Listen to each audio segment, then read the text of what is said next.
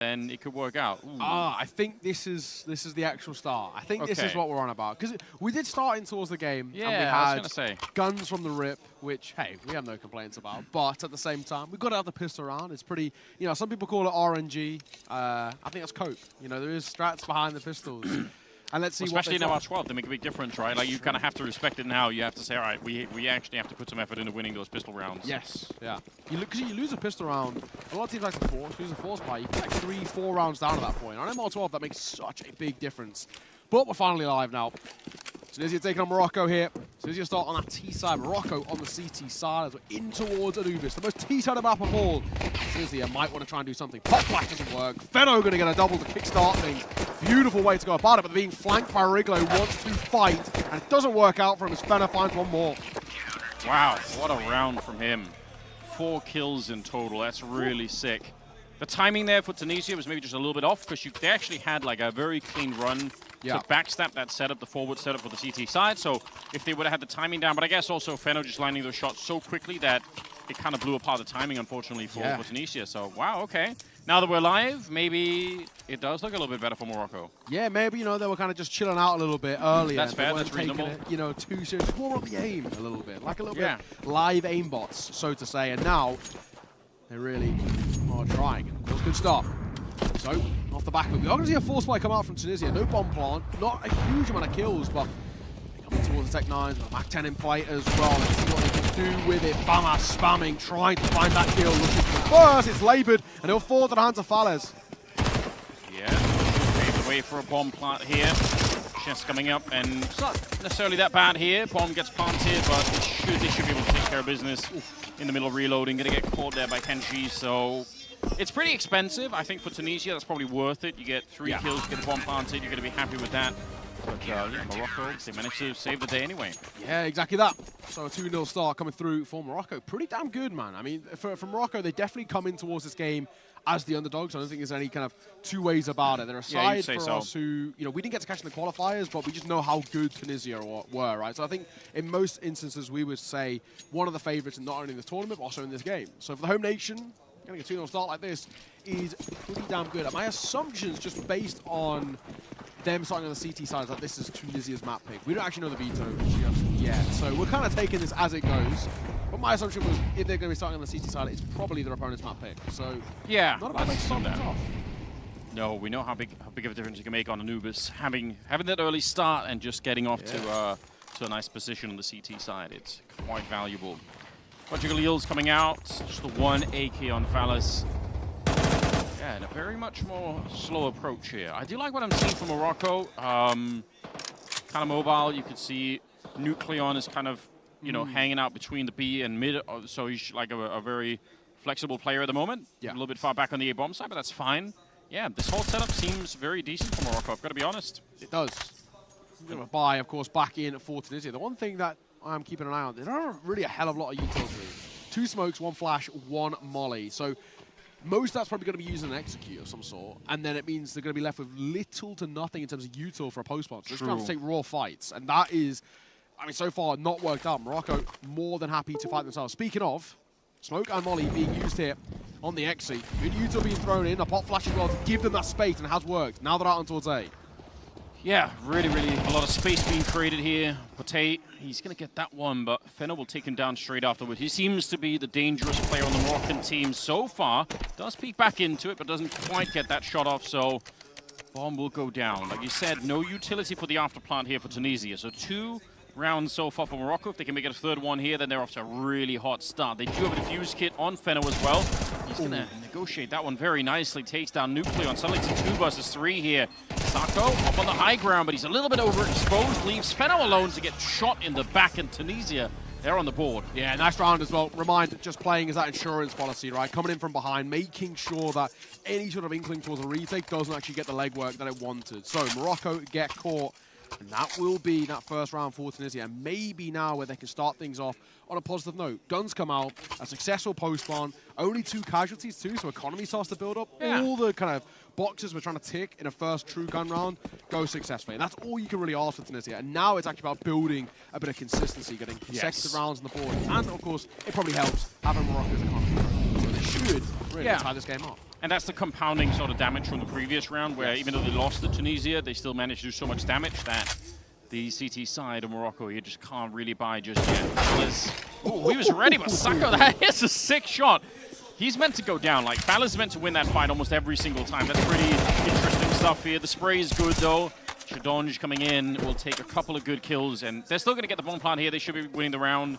But if they can save the AK out, I mean, it's not necessarily that bad. They can at least bring that into the next round.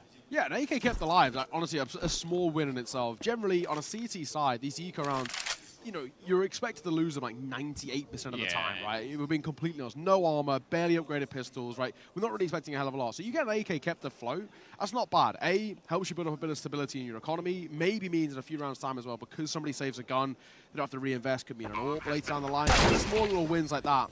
But if they get a couple of rifles, that's even better. Kenshi, he's a bit of a beast with an eagle. Definitely keep an eye out for him. He's going to find another. This might be a retake on. They've got a bit of time. Yeah, the bomb plant actually was a bit delayed, although without the kit, it's still very, very tricky here. They're going to get Wriggler as well. Shadon has to stay alive here.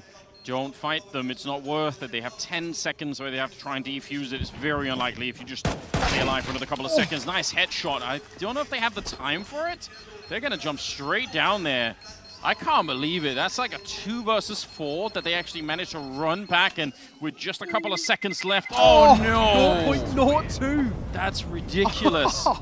They actually almost had it. That is so sick. I mean, a lot of effort from Morocco. I've got to say, it's still a very, very impressive round, but... Yeah. Man. To lose by 0.02 is heartbreaking. Heartbreaking. But yeah, like you said, that is ridiculous. 0 buy, no armor, no utility, 2 deagles in a 2v4 post plant. They kill all 4 and a 0.02 off winning it. That is, I mean, in just a pure confidence booster, that's actually a massive round. That will really be a bit of a kick up the arse towards Tunisia. Like, damn, we actually cannot really take our foot off the gas against these guys. We may not have played them in the qualifier, but we cannot let them fight us, because we know, we've just seen, they are crazy. Yeah, that should be a really important reminder to them early on here. Dawn's coming into it again. This time it's Fenner to go down. Early start here for Tunisia. Again, if they win this one, there's no money on the CT side, so good position to be in if they can make it work. Oh, good spam from Remind. I don't know if he just heard Kenshi or if that was just a pure instinct, but it works. It's a big, big couple of kills to find early. Kenshi and Fenno so far have been uber important to the success of Morocco. So losing both of those early is going to make this very difficult indeed. Mac 10 up close. Chidon's got a pot flash, so he might actually be able to send him in towards this dark position. Wriggler get that Mac 10 up close on the move, who knows. But 1 by 1, now they just get picked off. Back spotted, low HP, nuclear on a full, and surely that's not going to be around. 1v4 and an MP9, surely no chance. Yeah, and I think they spotted him out as well. Going to smoke him off there. Best you can probably do is try and upgrade this into something a little bit better, but yeah. That's a bit of a shame, because they did so much work in the previous round in Morocco. You wanted to see them succeed in the next one. They're going to get reset once again. So Tunisia quite happy with this. Yeah. I do think it's important for Tunisia to have that kind of an experience early on. Like, if Morocco is going to be stronger than we expected, which it certainly seems like, then you want to know that right off the bat in the first best of 3, right? You don't want to underestimate them for too long, and almost losing a 2-on-4 like that should kind of steal up the Tunisian side. Is that right? Like, absolutely. We're up against some strong players. Yeah, I think that's definitely the wake-up call. You know, to a degree, Tunisia definitely could come into a tournament like this and probably actually come in quite lax, right? Because they did so well in the qualifiers. You know, only one map, and that was against Egypt, went to 10. They won that 13-10. Every other map was 13-9 against Egypt in the first map, and then before that, I mean, every other one. I mean, Ghana and Nigeria 13-0s in both of them for Tunisia. I mean, they really crushed it. They were making life look very easy in the server. Back-to-back, I mean, they got 4 13-0s in a row against Nigeria and Ghana, so they really looked very, very good. So there's definitely a world in which they can come into a tournament like this and actually just be pretty lax, right? But I think because of that, like you said, having that wake-up call very early on, or realize actually especially against the host nation, this is on their turf. You know, this is sort of their comfort zone to a degree. We actually can't let these guys play their game properly. And there's another big thing, and we kind of had a little conversation about it beforehand. For a lot of these guys, they're used to playing Counter-Strike on a hell of a lot of ping. Like, you know, towards 80+ ping, right? Where I think for a lot of us in Europe, we take that for granted. We've got servers in near enough every country. North America have got hundreds of servers across the country. So you're usually playing at 20 ping, right? So for these guys, they've gone from 80+, maybe even sometimes 100+ ping, especially those of South Africa, for example, and now they're on none, basically. 5 is kind of what LAN ping says, but it's basically no ping. Yeah, I think for the qualifier that we were playing, a lot of the teams ended up playing essentially on like Frankfurt servers, in spite of the fact that we're in North Africa, which is a bit of a shame. Like, you know, that could be a bit of a dream for the future, that we can actually have more server infrastructure in the region. Like, I have no idea how that works out for Valve. Obviously, I'm not a it's not really my expertise, but just it would be cool because obviously it does make a big difference to you know, to the local scene, not having to try and connect to servers that are really, really far away to try and play on. That's gonna be a fun experience.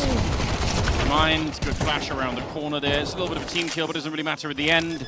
They're pretty much going to crush this bomb side. They seem to favor the A bomb side at the moment. Yeah. They have all the executes. You can see the smoke, so they know how to throw them from the outside. Like, they're clearly well-schooled in how to execute onto this one. So, yeah, why not? I mean, keep it up. Exactly. So far, so good. And once he's over Tunisia, we can hear them get a little bit loud there as well, which is good, getting hyped. That's always what you want to see. On a LAN environment, sort of, you know, mental games, right? Get in your opponent's head a little bit. Yeah. Start to really make them feel a little bit uncomfortable. Just to touch on what you're talking about, the service thing, I heard something quite interesting. Yes, I think Lucy was telling me. So in Asia, obviously, is one of the big problems they have with ping, right? Especially like Australia, they can basically play no one. So actually setting up servers, they've set up a server in Guam, right? Which is sort of it's out there, an island on its own, and it's kind of in the middle. It's sort of fair for everybody. It connects everyone, I think what they were saying is basically about everybody gets about 80 ping. So it's sort of, I mean, it's not terrible. I play with American friends on 80 ping, and it does. I don't feel laggy really ever. Like, you can do it. Exactly, it's workable. Well, it's also like if everyone has the same. Exactly. Like, it's fair across the board. Everybody sort of on 80 ping. So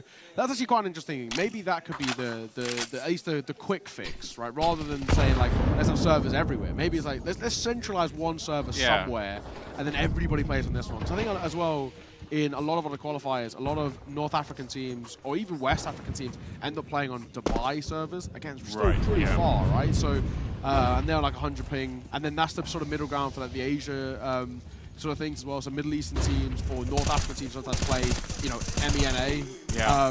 They end up playing Dubai because it's sort of the middle point between the two of them. The one that everyone can agree on. Yeah. So it's like, that could be a quick fix maybe for here in Africa. And events like this could be really a good way to showcase why we need it. Yeah, get more people on board. Attempted to go for the A-bomb side here, but they're kind of losing players quickly. Nice spray down with the AK there. Chance coming up for that one. Wriggler on his own. 30 seconds for a 1 versus 4. Does not really seem doable. Bomb is down in front, and he's going to be very exposed. They're all going to come through here. Might get another kill, but even at that, he's not going to be able to win the round. Okay, this is pretty important, right? Nice round here. Still a lot of money on the Tunisian side, but we'll see how this plays out. Yeah, it's a big round to be taken, I think, is probably the way to go about it. I think for now, for Tunisia, they come back into their first gun run after being reset twice. Yeah. And I think part of your mental starts to think, like, damn, if we don't win this, we're actually in a lot of trouble. Because that's talking about Morocco getting towards the point of maybe even like 6 rounds minimum T-side, which probably could lead in even towards 7, maybe 8. Yeah. So it could be awkward, right? So I think winning that gun round keeps things even. And it's still only a 1-round game between this.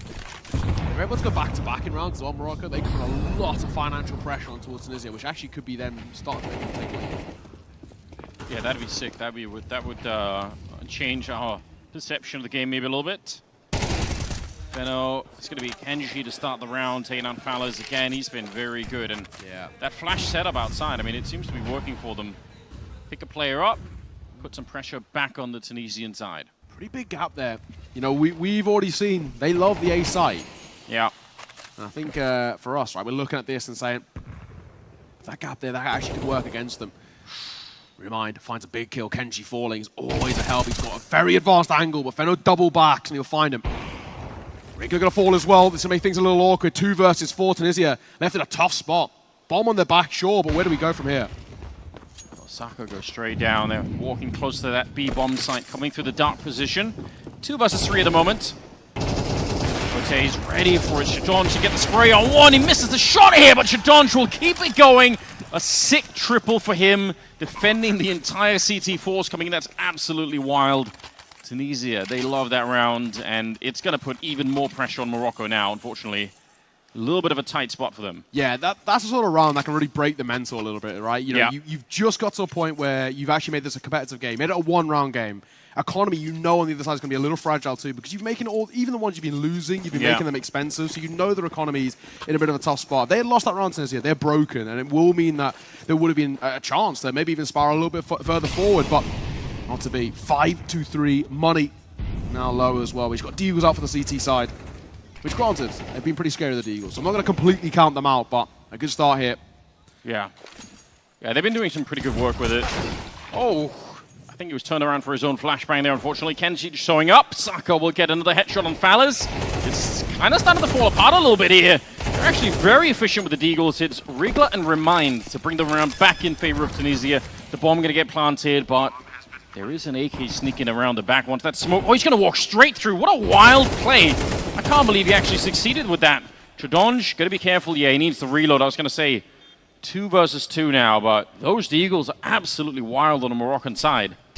Yeah, I'd always as well say don't count out a 5-7. 1 bullet headshot at close range against full armor. Don't count them out. We've seen these retakes get a little bit of legway behind them. A swing, Rigger turns, and that might cost him his life. He doubles back, and Fenner will fall. Just for a moment, that looked like it could have fallen apart, but thank God it didn't. A 6-2-3 start, and now this is actually where we can start talking about this being actually a pretty good T-side. Generally, Anubis right now, statistically, the most T-sided map in the pool. It's about 55% T-sided. Yeah. No other map is really T-sided at the moment. You should be kind of getting a bare minimum, I'd say 7-5, right? That's where I think it's a bit of a handshake. Anything less, maybe a little bit worrying, especially if you lose a pistol. I we think know so. how things can get quite tough, and anything more, you get towards 8, maybe, then you are cooking. And right now, they're on track to potentially head towards like an 8-4. Yeah, they're having to really save some of these rounds on the T side. Like they're having a little bit of a struggle getting through, but at the end of the day, they win some of these clutches. I mean, it kind of goes in their favor. 2 people on the B-bomb side right now. It's Nucleon and Kenshi. And they need to just keep this alive for a little while. The backup's not that far away in the middle, so they can call upon it. Kenshi's going to be ready, but I thought so. That's no head armor, I think. Shadonj with the Mac 10 just runs him down. This should be a very, very quick round here in favor of Tunisia. I think the lack of head armor there really cost Kenshi a bit. Yeah, Mac 10 drive-by. Always a scary prospect, especially now, you know, we kind of spoke about it. You've gone from players playing on 80+ ping when they play online to now 5. It's a completely different ballgame. The game is so much quicker. Yeah, if you know that, you can kind of take some risks that you wouldn't ever try to do online. Yeah, we know this Antares peak. We've all learned it from, I think many a player have learned from the experience from those guys. I think this is a good call to save as well. With 3 staying alive, you can rebuy back in. Fenner finding an important kill as well. Remind, he loves these lurk plays. However, he's not the only lurk play.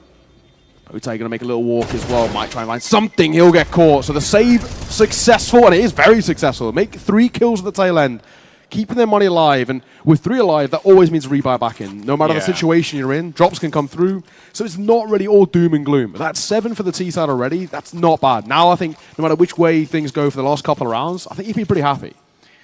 I would agree. Don't really necessarily mind that Tunisia went for a bit of a fight there. They do have a lot of money on that T side, so they probably think, all right, let's just give it a crack and see if we can steal something back. It didn't really work out, but it wasn't necessarily a crazy choice. We'll see. Tunisia, for a while, they've been running the same default. They kind of drop the bomb out here outside the A-bomb side, and they kind of just wait. They want to see what happens on the CT side first. So far, just the CT. Oh, actually, did she walk through? I think Shadonj, yeah, he tries to walk through the smoke over on the other side of the map, but Fenno takes him down. Good holding of that one. That could have been pretty dangerous. Nice start for Morocco. Yeah, not bad. Yeah, I've seen as well, there's been a tendency for Tunisia where actually, even though they have the money, they're not wanting to T-side all that much. I think it's quite interesting because it actually works into their playstyle quite well. They're very aggressive. They like taking fights quite early. They like lurking as well on their own. Lurking with an AWP's not really something you want to be doing these days. Yeah. So I think it's actually the right call. They're understanding. They've bought the AWP out a couple of times, but for the most part now, in their game plan, AK's out on deck is where we need things. Rigler, going to find an important kill. Level it back to a 4 versus 4. Shy of a minute. Bomb going to go down as well. Tough retake here. Retaking with an orb, never easy. Util's pretty slim as well. Look at Remind, he's actually walked himself into the smoke on the high ground there. Now, Fenos is kind of spotting it. This is really smart. He's got the right idea. He's got the spray as well to take down one of them. That was still really heads up for Feno. I thought maybe he was going to overlook that. Nice flash here to send Pate in. It's just really, really good teamwork coming up for Tunisia. And the bomb is ticking away, so the retake has to be right now. It's a good shot. It's just going to leave Wriggler on his own. Grenade might be able to catch him right on top. That is a nice grenade. And with the kit in the back pocket, they're going to be able to win the round. Huge for Morocco. They really needed this round. Yeah, beautiful stuff. That's going to keep them afloat. Heading into the final round of the half as well. Money kept on deck a little bit more as well. So we're going to get a full buy out both ways for the most part. I do look over towards a couple of players here on Tunisia who might actually be a little feeble when it comes towards the funds. And yeah, Chidonge, only a Tech 9 for him. I say only. It's actually still a pretty scary gun these days. Running gun. Be, yeah. They like a little running gun as well, Tunisia. So I think it might actually end up working out in a way, but not a bad way to head in towards this final round. Like I said, 7-5 for me on the T side. That feels like a handshake between both sides where you can be pretty happy. You get a pistol from Morocco in towards that second half. We're talking about a tied game pretty quickly. This one, very, very important. We've got a triple AK Galil, and it's actually a Mach 10. Slight upgrade at that tail end. Okay. Yeah, it's head armor on everyone except for Kenshi, so he is in the front line though. You never know what that Mach 10 could do. And they're going to go for the split on the B bomb site here. He's going to know it. They got 3 people on the other side, but what an opening. Sako goes down straight afterwards, and a 3-for-1 trade in favor of Tunisia here. It's looking very good. Bomb down, smokes her up, and I don't know if these two last players on the Moroccan side can really retake this. Yeah. They are coming through from the center of the map. It's going to be very hard. Maybe even more so now that Feno goes down. One man with an M4. It's not going to happen. It's Pate to take him down, and it's 8 rounds in the first half in favor of Tunisia. That's pretty comprehensive. They're going to be happy with this. Yeah, Chidonge as well. 14 kills in that half. He's looking pretty damn good. Yeah. I think now we get to start to see these guys flex their muscles a little bit. You get a pistol here as well for Tunisia, and they could be already on track to potentially even closing this map. That'll be massive for them. We do have the veto as well. Anubis Nuke at Ancient is what we've got. This is the pick of Morocco too, and that is maybe a slightly a bit of an alarming thing. Lose your own map pick, heading towards Nuke. Nuke is a tough map to play on. I think arguably we, is the hardest map to play on currently against a good side, right? It's very, very difficult to break down these CT sides. On the T side, it's very difficult to get things started as well. So this could be good. And we saw Tunisia play it in the qualifier. They looked pretty good on it, I have to say. Their outside control was very, very good. Jordy up close. Pote going to get one. Chest going to fall. Remind going to add one as well as Nuclean gets caught. This is a scrappy fight in towards mid with Pote walking away with a double. And Sako also drops. Kenshi, Feno left all alone in a 2v5, and Feno's barely alive. 1 foot in the grave already. Great timing. As soon as the dualies takes the attention, the rest of the CT force in there, they all peek, and you could see how awkward it was for the Moroccan side there, trying to sort of stay alive. You probably just had to push all the way in and fight the dualies right away. As soon as you slow down and you're sort of out in the open, it can be very dangerous. So, yeah, unlikely they're going to make it back into this round, but they have some time to work with. So, Kenshi, if he finds a kill here, he's slowly getting dropped low. Nice headshot from Wriggler. And I think any chance now is probably going to be dead in the water here as Feno is on his own. P250 or not, this is such a tough task. Yeah, it is. Julie's at range.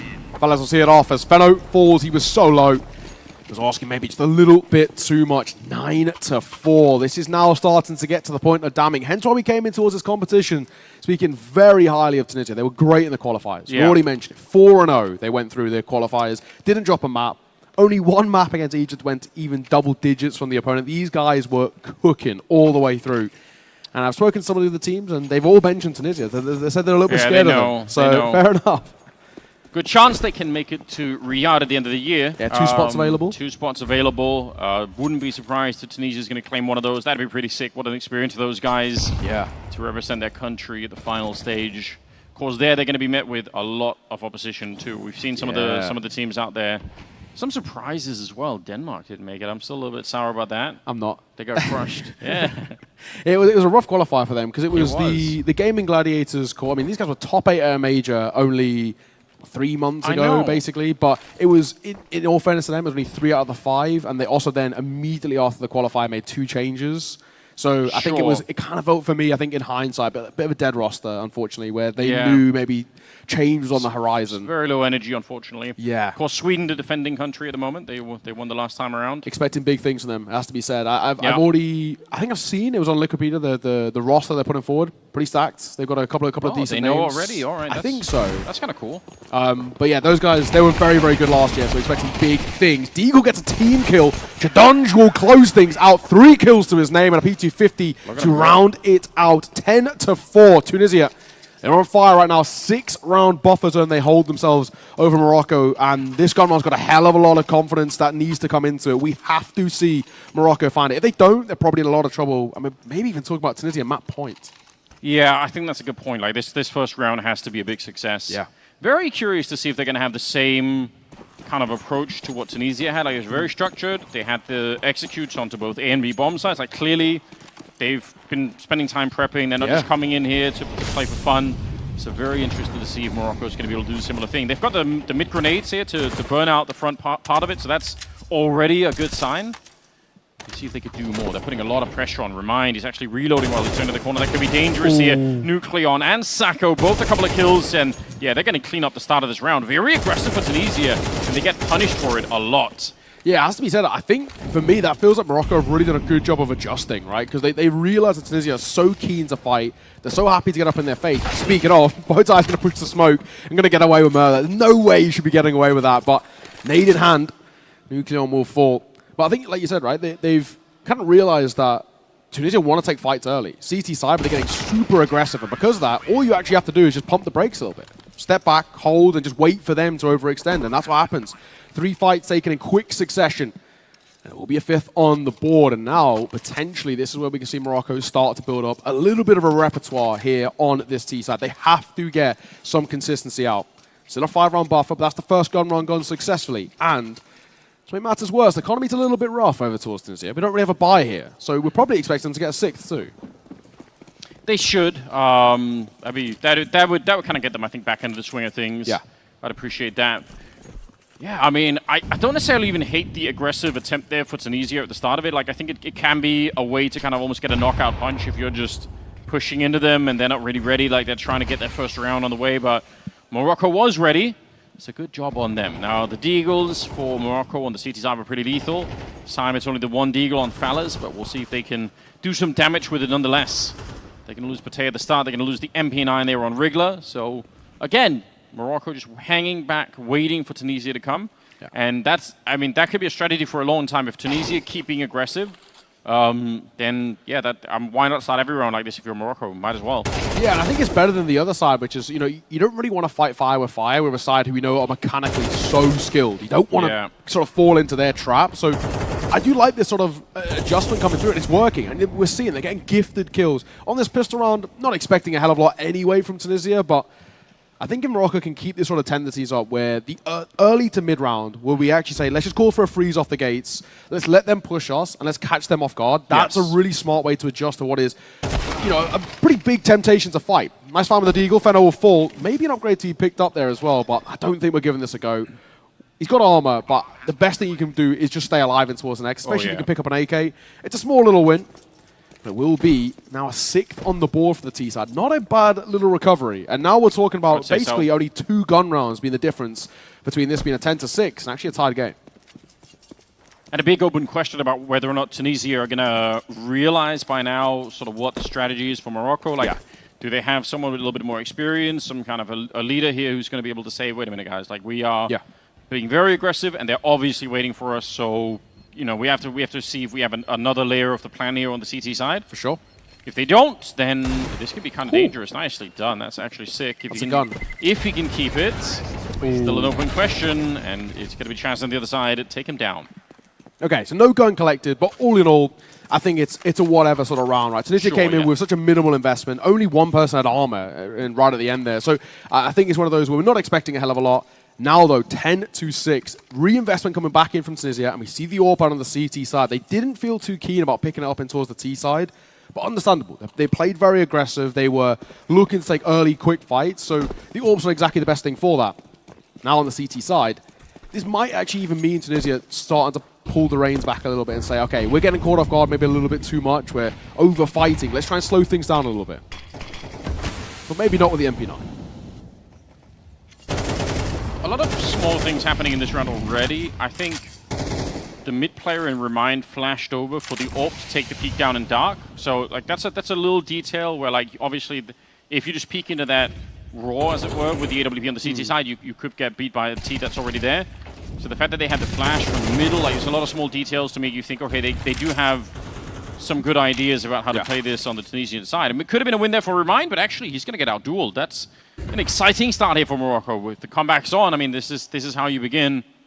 And now they're going to switch their attention towards the A side of the map where Fallas is holding. He's got a smoke that he's going to put up right about now, so he's going to be safe for another 20-ish seconds, but oh, they're going to lose Nucleon as well. It looks like Morocco are doubting themselves that they don't really want to push forward into the smoke, so they only have one smoke and a Molotov here. No flashes left on the T side. That's a problem. It's going to make a post-spawn. Even if we get to a post-spawn, it's going to make it pretty awkward, right? Because you basically have to take raw angels, and that's where things become really awkward in this situation. And speaking of, this could be a pretty awkward fight as well. Jadonj close with an MP9. This is his territory. Sort of playing anti-flash, but he doesn't realize he doesn't need to. Oh, Molotov aptly timed. It's going to force a fight, but he'll lose his head. And they're all going to go through the flames as well. They want to fight. They haven't got time, so they've got to get out on towards this side. 20 seconds left. Bomb's got to go down. A little bit of an open plant there, but Fenner will get away with it. Takes a tag, but Kenchi finds a kill. Or misses. Fallas will bail him out. As he will fall as well. Orb of Potai misses his shot, and that could be costly. All alone now in the 1v3. No scope won't connect. And yet another round for Morocco. They are starting to build up something here. Pressure's on Tunisia, and once again, money broken. I can't believe that the timing on the Molotov with the MP9 on the other side, I thought Jadonj onto something. I thought it was going to be just a complete blow-up, but they actually went through. That's really sick. I mean, they had to. You're absolutely right. They couldn't really wait, so well played. Morocco making a last-second decision to go for the B bomb stand instead of A, and it actually works out for them. So now 3-round difference, and like you pointed out, no real money on the Tunisian side. So Morocco, they're actually getting back into this game. I'm really impressed here. And again, look at them showing signs. They know these mid-Molotovs, right? They're so critical to taking the center of the map, and it's a really strong sign that they're well aware of how to play this. I think really encouraging start here. Yeah, it really does show as well that the voices in this Moroccan side are actually doing a lot of good work. However, Kenchi does get caught there. And unfortunately, Saka wasn't quite close enough to trade. The Molotov will force him away. For this close fight, opting for the AK-47, the right call. Question is now, though, for Tunisia, on this sort of low-buy round, they're not impossible rounds, but you've got to play them a little bit more unorthodox if you want to make success work for it. Yeah. So how are we going to go about this? They've got half armor on a few of them. They've got upgraded pistols. They can make something work here. But I think the right way to go about it is basically try and gamble stack and just hope you get a bit lucky. And then maybe in a 5v4, on a site, in a raw angel, in the chaos of the situation, something to work for you. Speaking of, Deagle, pop shot, doesn't quite connect. Second back plat as well. Also keen to fight, and what a find by Wriggler. Nucleon going to get caught. It's a classic experience when you're throwing those grenades. You just get absolutely domed. That's a bit of a shame, yeah. The grenades really would have been important here. They still have a chance. Fenno's bringing them right back. That's sick. Huge double. Bomb not yet getting planted, but surely that's not that far away. It's Remind showing up with the AWP. He's missing a shot there, but with the bomb planted, it should be enough. 3 versus 1, I'd say the AWP is going to be more important than anything else here. I'd just save it. I mean, he's obviously close to the action, and there's a part of it which is sort of hiding in plain sight, right? Just trying to stay alive, closer than they would expect, but you keep this AWP in play. Money has actually been a little bit fickle over towards Tunisia for the last few rounds. It's something they've really been sort of fighting with in itself, not only just fighting Morocco on the other side, but also trying to keep themselves afloat. This next gun round, uber important. Lose this, and we could actually be talking about Morocco tying this game up. That's where it starts to get very spicy. This is Morocco's map pick. This is a map they have to make work for them. Nuke coming up next. We know Tunisia were great in this in the qualifier. AWP will fall, though, as Fenno sees it off, so no save for Remind. 2-round game. A reinvestment to come through, but as we said, right, only 2 gun rounds being the difference. AWP will still come in play regardless. A lot of onus on this one, though. Lose this, and Tunisia on a lot of trouble, and I think even now coming in towards this round, they're under a lot of pressure. Definitely. You can start to feel it a little bit now for them. Jadonj, he was sick in the first half, but he's been quieted down a little bit now, having a little bit of harder time. Yeah. This is so interesting. Morocco showing, I think, why they picked the map. Super ready, like a lot of protocols here for the middle. Molotov's deep, blowing open the smoke, just getting into it here, and it's Sako to start the round with. Chidon's going to get traded right away before he could really escape that one. And again, you can see how far back they are. They are expecting for some aggression coming out, and the Tunisians are kind of giving it to them. They are showing up for the fights, and Morocco are ready. They might be ready for this one too. It's a nice idea, but the AWP is going to cut him down. It's a nice little swing and peek. Very quick reactions. Kenshi going to get caught. 3 versus 3. Round maybe. Might just have something behind it. And you can see as well on the other side, we spoke about how Morocco have adjusted and read the situation quite well. I feel like Tunisia have it as well in this round. They've started to change up their tempos a little bit. They were fighting very early into the round. First 30 seconds, taking normally fights on 2 different fronts. This time, only one. It's an information gather. And then as we get to sort of that mid to late round, that's when they start to make a move. And I think that's a good adjustment on the fly. Starting to understand. But also now they've got to try and figure out where this bomb's going. Because this is unorthodox. In through mid, wrapping all the way into the back lines of A. And nobody's playing towards the B side. It's a little awkward. I mean, they're going to get the perfect timing. They're going to get the site here. They're going to get a plant. And now it's about setting up the post plant. Smoke, molly, and a flash behind it. This is not a bad util set to have to work in this situation. Remind has a chance, though, to make a big impact. He's coming through dark at the moment, but they're kind of set up to catch him, to be honest. So he should probably wait for his teammates. They're coming through CT spawn on the other side. Yeah, this is very, very tough. It's going to be a lot of time before the rest of them. Actually, they're going to get Molotov'd off in that position. So there's even another Molotov on Nucleon here. It's going to be a chance to go down. That's a really cool shot with the AWP. But we're not out of the round yet. I think Fenno was on a massive flanking mission. The bomb is planted for him. He's going to come through CT spawn. Even if Nucleon dies, the round is still on. Fenno, he's got the backstab in. 1 versus 3 as they try to defuse that bomb. Oh, he misses the spray. It was almost perfect. It would have been a sick flank there, but they will have time for it, I believe. It's going to be Tunisia barely getting through the round. That was closer than it seemed. Yeah, for the first time in kind of a long time as well, seeing Tunisia back in towards their successful ways, but that was so close. The bomb was planted for him, but I think part of that gave it away, right? He had this perfect flank. Maybe if he was either 2 seconds earlier or 2 seconds later, they might have looked there and been like, okay, nobody's playing through CT. He's maybe over towards main, or he's maybe coming back through dark, hence why he hasn't peeked yet. But unfortunately for him, his timing was just a little bit off, and they read him. 11-8. 2 rounds to the all-elusive 13, but 3 rounds ahead of Morocco. Game far from over. Still feels like it has a little bit of legs behind it. Of course, a reinvestment right back in. Money not feeble just yet for the T side, because, I mean, a lot of the rounds they've been winning have been pretty clean. Potay's getting a little bit of confidence, you can tell. He landed some really cool shots in that last round. The one from CT spawn, I think, was pretty tricky shot potentially, and he's going to start this one well. Takes down Sako. That's having a big impact right now, that CT side AWP. Remind, easy enough, flash through, and even though Fenno had the better angle there, it doesn't matter. He was so blind. Nucleon and Kenshi left, and this could kind of be the end of the road. They don't have that much money even on the Moroccan side. They're in a little bit of trouble right now. Yeah, one small misplay there from Morocco where they don't actually pop flash over towards double doors. Generally, it's normally seen to just do a bit of an open flash in towards mid, just in case someone's sitting up close. But he gets away with it. 2 remaining, Nucleon and Kenshi. What do we even do here? Anywhere they go, they're in a lot of trouble. 1 towards mid, 1 towards dark, which Wriggler, he'll get caught. They're still not going to act upon that. Still feels like they want to finish over towards A. Might be the right call. Fale's going to fall, and there's a bit of space to work with in towards the site.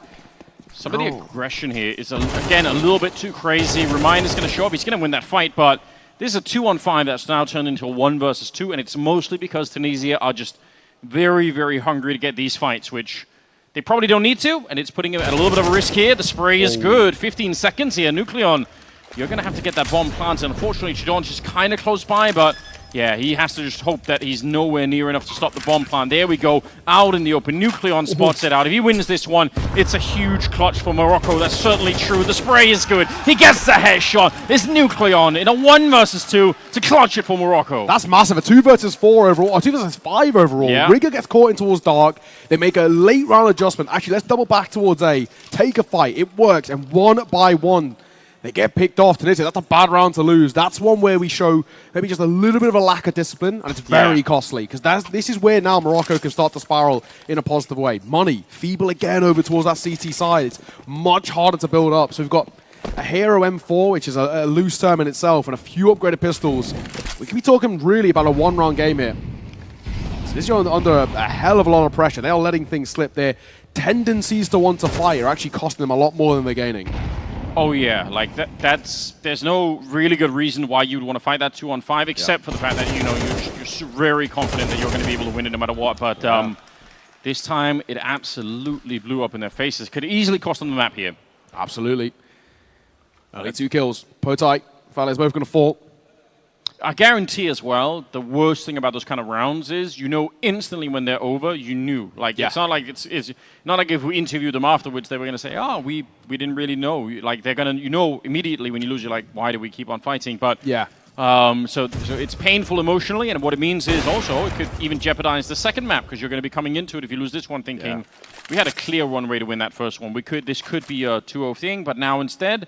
Maybe we're having to fight a lot more and at the, maybe even at jeopardy of losing everything. Remind, though, not a bad shot here, but he's going to get overwhelmed. I was going to say that 1 M4, maybe the chance to get back into it. But now the bomb's going to get planted, and Morocco with the chance to get 10. Yeah, I think as well, coming back to a point I raised a little bit earlier about these low buy rounds, I think the way that teams should be playing them in more often than not is something unorthodox. And I think you should stack around a rifle. Basically hope that the pistols basically work as sort of cannon fodder, human flashbangs in a way, and allow for players like Remind to isolate fights. But unfortunately, he's isolated himself. So gets one, which is great, and then gets immediately traded. Bomb down, smoke up in towards main as well. Let's see Chidonj all alone. He's going to keep hold of this AK-47. I don't think that's the worst thing in the world, but it will be Morocco making this a 1-round game now. Tunisia, very much in terms of momentum, on the back foot. And this next gun round has a lot of importance behind it. They lose that, not only are they going to be losing the lead, and there's going to be a tied game, but they're actually going to give it over towards Morocco. Money will get broken once again. Morocco probably going to convert against the pistols. We're talking about 12-11 at that point, so it's all hinging on this next round. Gun's going to come through, but Morocco looking very, very clean at the moment. A couple of players really stepping up. Fenner's look good all the way through. Remind on the other side is starting to be really nullified by him individually. And then we're seeing an individual like Kenshi having a real decent amount of experience. We kind of highlighted him coming in. He's a bit of a deagle monster, and well, so far his mechanics have been pretty damn crisp. 11-10, 1 round in it. Tunisia feeling a hell of a lot of pressure. Full buy going to come in for them. They've got the AWP in play, both sides, but so far, this is all Morocco in terms of momentum. It is, and it's so painful because, again, for Tunisia, it's kind of the same mistake that's repeating itself over and over again. So it seems very fixable. It seems like, any kind of timeout or anyone even on the team just saying, hey, listen, let's just, when we get the advantage, we get the first kill, let's just chill out for a minute. Let's not keep fighting. But they're having a very hard time drawing the troops back. You could see even in this round, Remind wants to fight in the middle. Again, it can work out, but it can also give the Moroccan side exactly what they've been waiting for a while now, which is that early aggression. Seems like we're going to have an attack towards the B-bomb side this time. Wriggler, forward position here. He does have a flash and an HE, but not much more. Chidonj has a Molotov to maybe slow them down. See how soon they realize that summon is up. Wriggler's angle is normally pretty good for one. It's just he needs the support from backside. Smoke out in front of him, spam. Just threads the needle, doesn't quite find the damage. He's actually getting so close, but not enough to get the kills. Bomb will go down. Chidonj's going to find an important kill, and he found a second behind it as well. Smoke broken open by the nade as Remind swings in from dark. Nucleon gets caught. This one makes it difficult. Kenshi only good 4-1. And that'll be a retake coming through from Tunisia. Bomb goes down, but unfortunately for Morocco, the post plant never got set up. And that's Tunisia. Map points on their opponent's map pick. Yeah, the whole setup is really good otherwise for Morocco, right? They had the right smokes, they paved the path. I mean, if you get the bomb planted, even if you don't get any kills, you're going to be quite happy with that, but the after plant just never really worked out. They couldn't really get into good positions before they got mowed down. So it's map point for Tunisia after, I would say, a lot of struggles here to actually close this map out.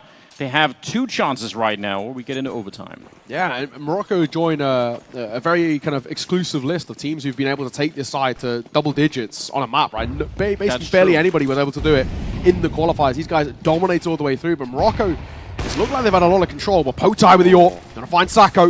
It's a nice peek from Dark. Great timing off the back of Remind's flash. He goes for the high flash, which catches both players in towards water. One tries to cross out towards stairs because he knows he's in no man's land. That's a good find. Already numbers advantage for Tunisia. 1 minute 20 on the clock, and they want to fight once again. B-site is where Morocco wants ahead. They're going to fade the smokes, and Kenshi going to find an important kill. Tech9 catches the important player, Chidonj, as well. But Wriggler's still up close. Bomb will go down. Post-bomb going to be set up. The Molotov going to get extinguished immediately. Nade breaks open the smoke. It's carnage on the site, and a 2v3 in favor of Morocco now ensues. And having a retake with the AWP at this range, you could tell one single shot missed here, and he's going to go down to Kenji, who's not been missing that many shots. He pretty much opened up the round. He actually walked through the smoke here in dark to get that shot. It was very important that he did that. Otherwise, I don't actually think they make it onto the site. So huge individual impact there for Kenji. Oh, Bate, how does he hit that shot? Nucleon's going to go down next. What's happening? 1 versus 2 all of a sudden. They have a kit as well. Oh, but they line up for him. He comes right through. Huge clutch coming in there. They had a chance all of a sudden. Yeah, for a moment, a brief moment, it looked like Tunisia might be about to close this. Other ideas, Morocco still far from done in this game. We head to the all elusive, right? The 12-11. 2 ways this can go. Overtime. Looking towards at least 16, if not more. Or Tunisia closing this right at the tail end. The final round of regulation. This is a big one. Once again, buys out both ways, but both sides have to take hits in some way. We've got a FAMAS over towards Tunisia. That's a small little hit in terms of firepower. And Mach 10 in play for Kenji and a couple of Galils as well. So Morocco will probably get hard done by a little bit more in terms of the firepower. But they've been making these sort of lowish buy rounds work, in all fairness. They're competitive with them still. It's only 2 helmets on the CT side, so even the Galil and the Mach 10 there on 3 of the players, it could do a lot of damage. I mean, the Mach 10 against unhelmeted opponents, sometimes you just feel like it's actually just amazing. You can just run and shoot, and especially on land, you're going to have a great time with it. Remind, again, he's just not shying away from this fight. Again, he's very, very good, but you lose this, it kind of starts the first domino here. He's going to go for the fight once to swing back in, and again, one of those scenarios where you want to say, man, if you just fall back, you're in a 4-on-5, it's probably a bit of a winnable position here. Rigler with a potential chance. He's heard them running away, so it really feels like he has some information. Fowler's getting shot in the back, and that should pave the way for a bomb plant here. 2 versus 4. A nice shot from Rigler, but oh, the bomb's in T-spawn. I don't think they know that. They have no idea. So Rigler might be dead either way here. No reason for them to fight Chadonge. Just they're going to go back into it. Chaz goes for the kill, and he's going to get it. Rigler here. He's on his own. I'm not sure if he heard it. It seemed like he reacted maybe off the back of the T-side step, but it looks like he's actually now called this wrong. So he's looking over towards A. Bomb's going B. This should be overtime on the cards. And to kickstart map number 1 here at this tournament, it's not exactly what we want to see. For Tunisia, there's a lot of talk around them being one of the scariest teams. And Morocco coming out the gates, the host nation are looking very, very good. Yeah, I think it's very impressive. I mean, they really kept their mind to things. It's going to be a chance to take the last kill, and it will be overtime on the opening map. Quite the comeback for Morocco, honestly. Yeah, they were really, really far behind, but Tunisia falling victim to, I think, just their own aggression. And quite, I mean, obviously that 2-on-5 was probably the most criminal round. Yeah. I mean, even, like, you know, in that last round, the one thing you mentioned, Remind takes that first fight. It's great. Gets away with it. Really good kill. The best thing you can do there, he had a Molotov in his back pocket. Fall away, drop it in towards mid, and just take such a passive angle. Go over towards camera. Go and play in towards connector, right? Something like that, because you hold all the cards in your hand. You've got all the information. You know there's other players around. But he doesn't. He gets caught, gets traded, and at the same time he gets traded, one of his teammates falls as well. Before you know it, numbers his advantage. So overtime required here. We're now looking in OT number 1. The magic number is 16. 3-round halves, and we'll be starting in, hopefully, just a moment. But so far, so good. Morocco, all the momentum in their favor. Mentality monsters a little bit. It looked completely down and out. They were 10-4 down at one point. And they crawled it all the way back. And Tunisia now on the back foot. I mean, this is a pretty important time for them to have a conversation. Just, fellas, what are we doing wrong here? We've got to get back in towards this game. We had the sort of complete control. It looked like it was going to be our map to take with ease. Oh, yeah. They let things slip. Yeah, mentally, I mean, these are some of the rounds that can be really hard to recover from, right? You need leadership, and you need a little bit of experience. You need somebody to be the captain of the team to kind of bring everyone back around and say, right, it was a bit tough, but let's get back into the swing of things here, because Morocco is surely going to be having a little bit more momentum at the moment. Yeah. Still very curious if they can patch out some of these mistakes in terms of the aggression, like knowing when you have the advantage and then changing your game after that happens. That's been a bit of a problem for them at the moment. They're pretty good at getting some of these early kills, but they give them up just as much. It's true. Deep smoke going to come through from Tunisia here. I'm just going to give them a little bit more coverage over towards mid. They don't have to fight as much, and this can sort of maybe get rid of some of those tendencies that have been a little bit bad, where they're so keen. Remind, he's been looking for fights more often than not. That'll just slow him down internally just a little bit. 1 minute 10. We've got plenty of time to work with. And you can see Morocco just poking and prodding both ways, looking towards mid, small bits of util that's going to keep attention drawn there. Bit of presence towards A main, bit of presence towards B. So they've got the perfect sort of default out the gates on this T side just to gather some information, and then they can make a late round decision, which has sort of been their playstyle so far, and it's working. That's a very late smoke coming out there towards the A side. Pate's playing on the other side. We've got anti-flash for Phallus in the front, who should be looking into the wall just to not get blind, but they have a lot of grenades here on the CT side, so they're going to keep throwing in grenades to slow this down. I think Morocco, they have to make a really quick call, otherwise they're going to get grenaded here forever. Yeah, they're going to try and make their way through the smoke. So far, so good as they take down Phallus. It's Kenshi off the start. It's a bit of a team kill. Pate keeps it going, and no scope to take down another player. But Feno, the spray is good, and they might be back in this round here. 2 versus 2, bomb getting planted. There is definitely a chance. Yeah, smoking towards heaven. Bomb planted, rotate coming through. 2 versus 2, like you mentioned. Feno low on HP. Sacco just ever so cautious of the flank. I'm sure they can hit both, and what a flick. Sacco going to find one, and Feno will close it. What a post plant from Morocco. Rigler gets caught, and that is a massive one to take for Morocco. They have got now all the cards in their hands, and things are starting to get very, very awkward indeed. Oh, Tunisia, I wouldn't mind seeing attack pause. We haven't seen any of them, really, if I'm being completely honest. I wouldn't mind seeing them just take a breather. I just have a conversation. Fellas, we are letting things slip away here.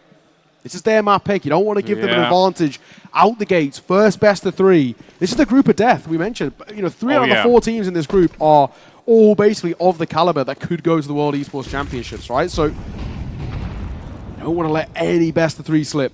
Hotite posted up at range. However, they can sneak under his AWP. He needs to be a little careful. Going to chunk the nade. He actually will get the first look for a second. Gets caught. Just also going to get traded. Rigler keeps the numbers in Tunisia's favor. What a surprise. Double scope, then they walk right in front. I mean, yeah, if he misses that shot, he's surely dead. So, still, good 2-for-1 trade. And again, now we want to see a little bit more modesty, perhaps, on the Tunisian side. Just enough to make Morocco work for it here. Yeah. You know they have to shove at 1 of the 2 bomb sites, so why give them the benefit of finding the kills early? Grenade actually pushes into the smoke. That's a very dangerous play here for an AWP, but we'll see what Sacco could do. He landed that shot in the last round, and it was sickening, so maybe he could do it again. He certainly has the element of surprise. They don't know that he's here. They think he's already moved away. He's going to miss the shot, though. There was a really good chance. Phallus takes him down, though.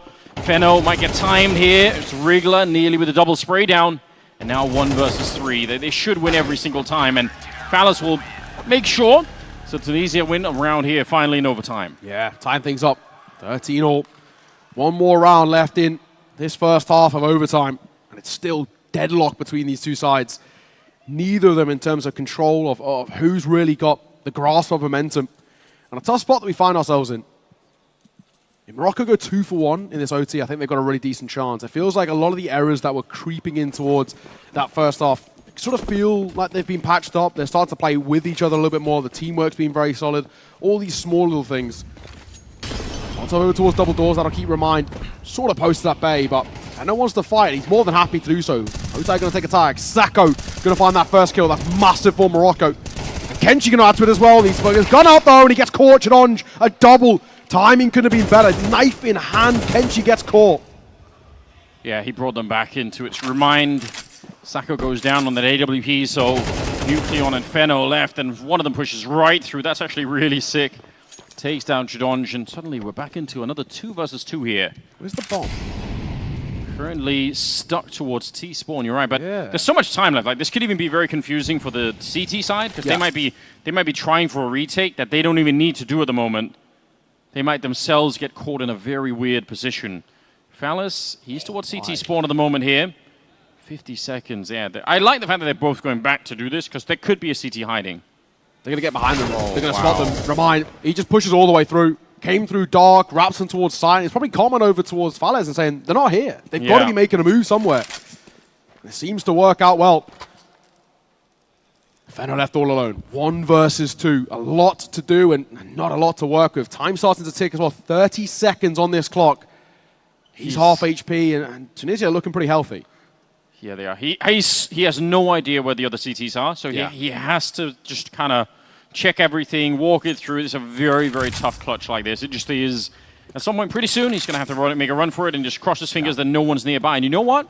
He's done the first part here. This is winnable again now. Yeah, 1v2. 1 flash to work with on the other side for Tunisia. Double nade and a Molotov and 2 kits. So they've got a fairly decent util belt to work with. First Nate doesn't really do all too much. He's walking straight in towards Remind. All he was doing is holding. That is great. Great patience. Waiting for the opportunity to come towards him. And it absolutely does. And it's going to be advantage ever so slightly in favor of Tunisia coming in towards this second half, and them only being 2 rounds away from taking this in overtime. Yeah, they had to work really hard to get these rounds here on the CT side. It's been a bit of a struggle for them. Now they're back on the T side, where they seem to be just much more in control of things. Some of the execute towards the A bomb side look very, very solid, but on the other side of it, now Morocco is going to start obviously with a lot of money at the beginning here, so they're not going to be suffering any kind of problems like that. Maybe they're going to be ready. Yeah, let's see what we can do here. AWP going to come out both ways. We didn't see too much T-side AWPing coming from Tunisia in regulation, but now in overtime, you got a little bit more cash. Why not? Yeah, he might as well. To be fair to him, Potai, he really feels like he's come kind of alive with the AWP as well. It took him a while to get going. He definitely had a bit of a slower start, but once he's started to find his form and a bit of confidence too, and knows that actually these aggressive peaks are working for him, he's been liking life a little bit more. Aggression here. It's going to be a big fight. They line up. Follows for the fall. Kenshi will get a double, and he actually manages to dip away. Molotov down on top of the bomb as Remind gets in behind, finds a double of his own, and puts a lot of pressure now on Morocco. 2 versus 2 as the bomb does go down. A swing out from Dark. Remind again gets a kill, dips away, stays alive, and a Molotov at the toes of Fenno going to force a fight that he did not want to take. Flames make this a little bit more easier. And a very, very good T-side round coming from Tunisia. That teamwork was excellent. Yeah, I think Remind saved them so badly because they lost that fight at the entrance to the B bomb site, and they were actually getting away. Like Morocco were about to fall back, and they would have been able to sort of recompose themselves with the defense on the B bomb site, and instead Remind just shows up from the dark position. 3 kills for him in the round. That's really sick. Tunisia again on map point here. 1 more round, and they're going to be able to claim it in overtime. They got 2 chances to do it right now, so definitely possible. This is where Morocco do their best work, though. Backs against the wall, pressure on. This is where we saw them come alive in regulation. Clawed back 10-4 down, I remind you, ladies and gents. They were in a bit of a dark spot, Morocco, and they managed to take it in their favor. Aggression out from A main. And they're going to realize, actually, now they've got a lot of space to work with. And a third coming over to support them, too. Oh, but they definitely know Tunisia. They're well aware. Remind getting pulled in. Kenshi going down. Nucleon, he should be dead, but somehow he makes it out against Fallas. That's not an easy fight to win there. Fenno, with the right timing, should be able to take down Jadon. She's actually snuck through somehow. It's still going to be a win for them. And a 2 versus 4. Man, I'm surprised that Morocco got away with that push outside of the B-bomb site, because that looked like they were going to get caught completely here. Fenno, it's a good job. And Bate, one way or another, surely going to get found here. The flicks are pretty cool, but he's still got 3 more of those to land. We said this guy, he's heated up a little bit as the game's gone on. He might be able to ice another fight here, but no, just going to see him off. Morocco once again make this a 1-round game. Looking for double OT here, map number 1. What a game we're getting here to start the African Esports Championships. And I think for Morocco, we always said, they just seem to find this 6th gear, this new second wind when the pressure's on. That feels like when they're doing their best work. Every single time they've been in a bit of comfort, they've actually sort of taken their foot off the gas a little bit. But now, cooking. That's a really good round. And I like the proactivity. I know it's super risky, but I think when you have been playing defaults and the defaults aren't working, you've got to change things up. And Morocco do that on the fly quite well. Hot flash in. Sako forced off the angle. That gives Tunisia a little bit of mid-control. Bomb outside of the B-bomb side on its own at the moment, which doesn't have to be a problem yet, but you never know. Another hit like the one from the previous round, and if you lose the bomb, that's obviously going to be a big deal. Looks like they are congregating towards the B-bomb site. Nucleon is there. They got Kenshi on the back, but if any one of these 2 go down, it could be the end of the bomb site very, very quickly. I think this is going to be a very fast execute, so I think both players here for Morocco pretty much have to stand tall. Nice push in there. It's Kenshi to get the 1 and a big double. Yeah, so far so good. The push on the other side not really happening either for Tunisia. They're kind of stuck out here. They need to go. Fala's trying to move forward, but they get locked in the smoke. This smells like double OT every single time. Wow. Wow. Yeah, 2v5 now as well. And a lot of damage has been dealt both ways. Fala's barely alive, 5 points of HP. Same for Kenshi. And Nucleon also in a relatively vulnerable state, but a 2v5 from this situation. We're also the high HP players, the one with the AWP as well. It feels unlikely. And time's starting to tick. 35 seconds left on the clock to make a decision. And they've barely got enough time to go. If they wanted to rotate back over towards the other side, they've got to basically knife out run the whole way. Falaz gets caught. And Potai left all alone. 1v5 of an AWP. Asking just a little bit too much. Morocco close it out and pushes to a second overtime with a flawless round. Let's go.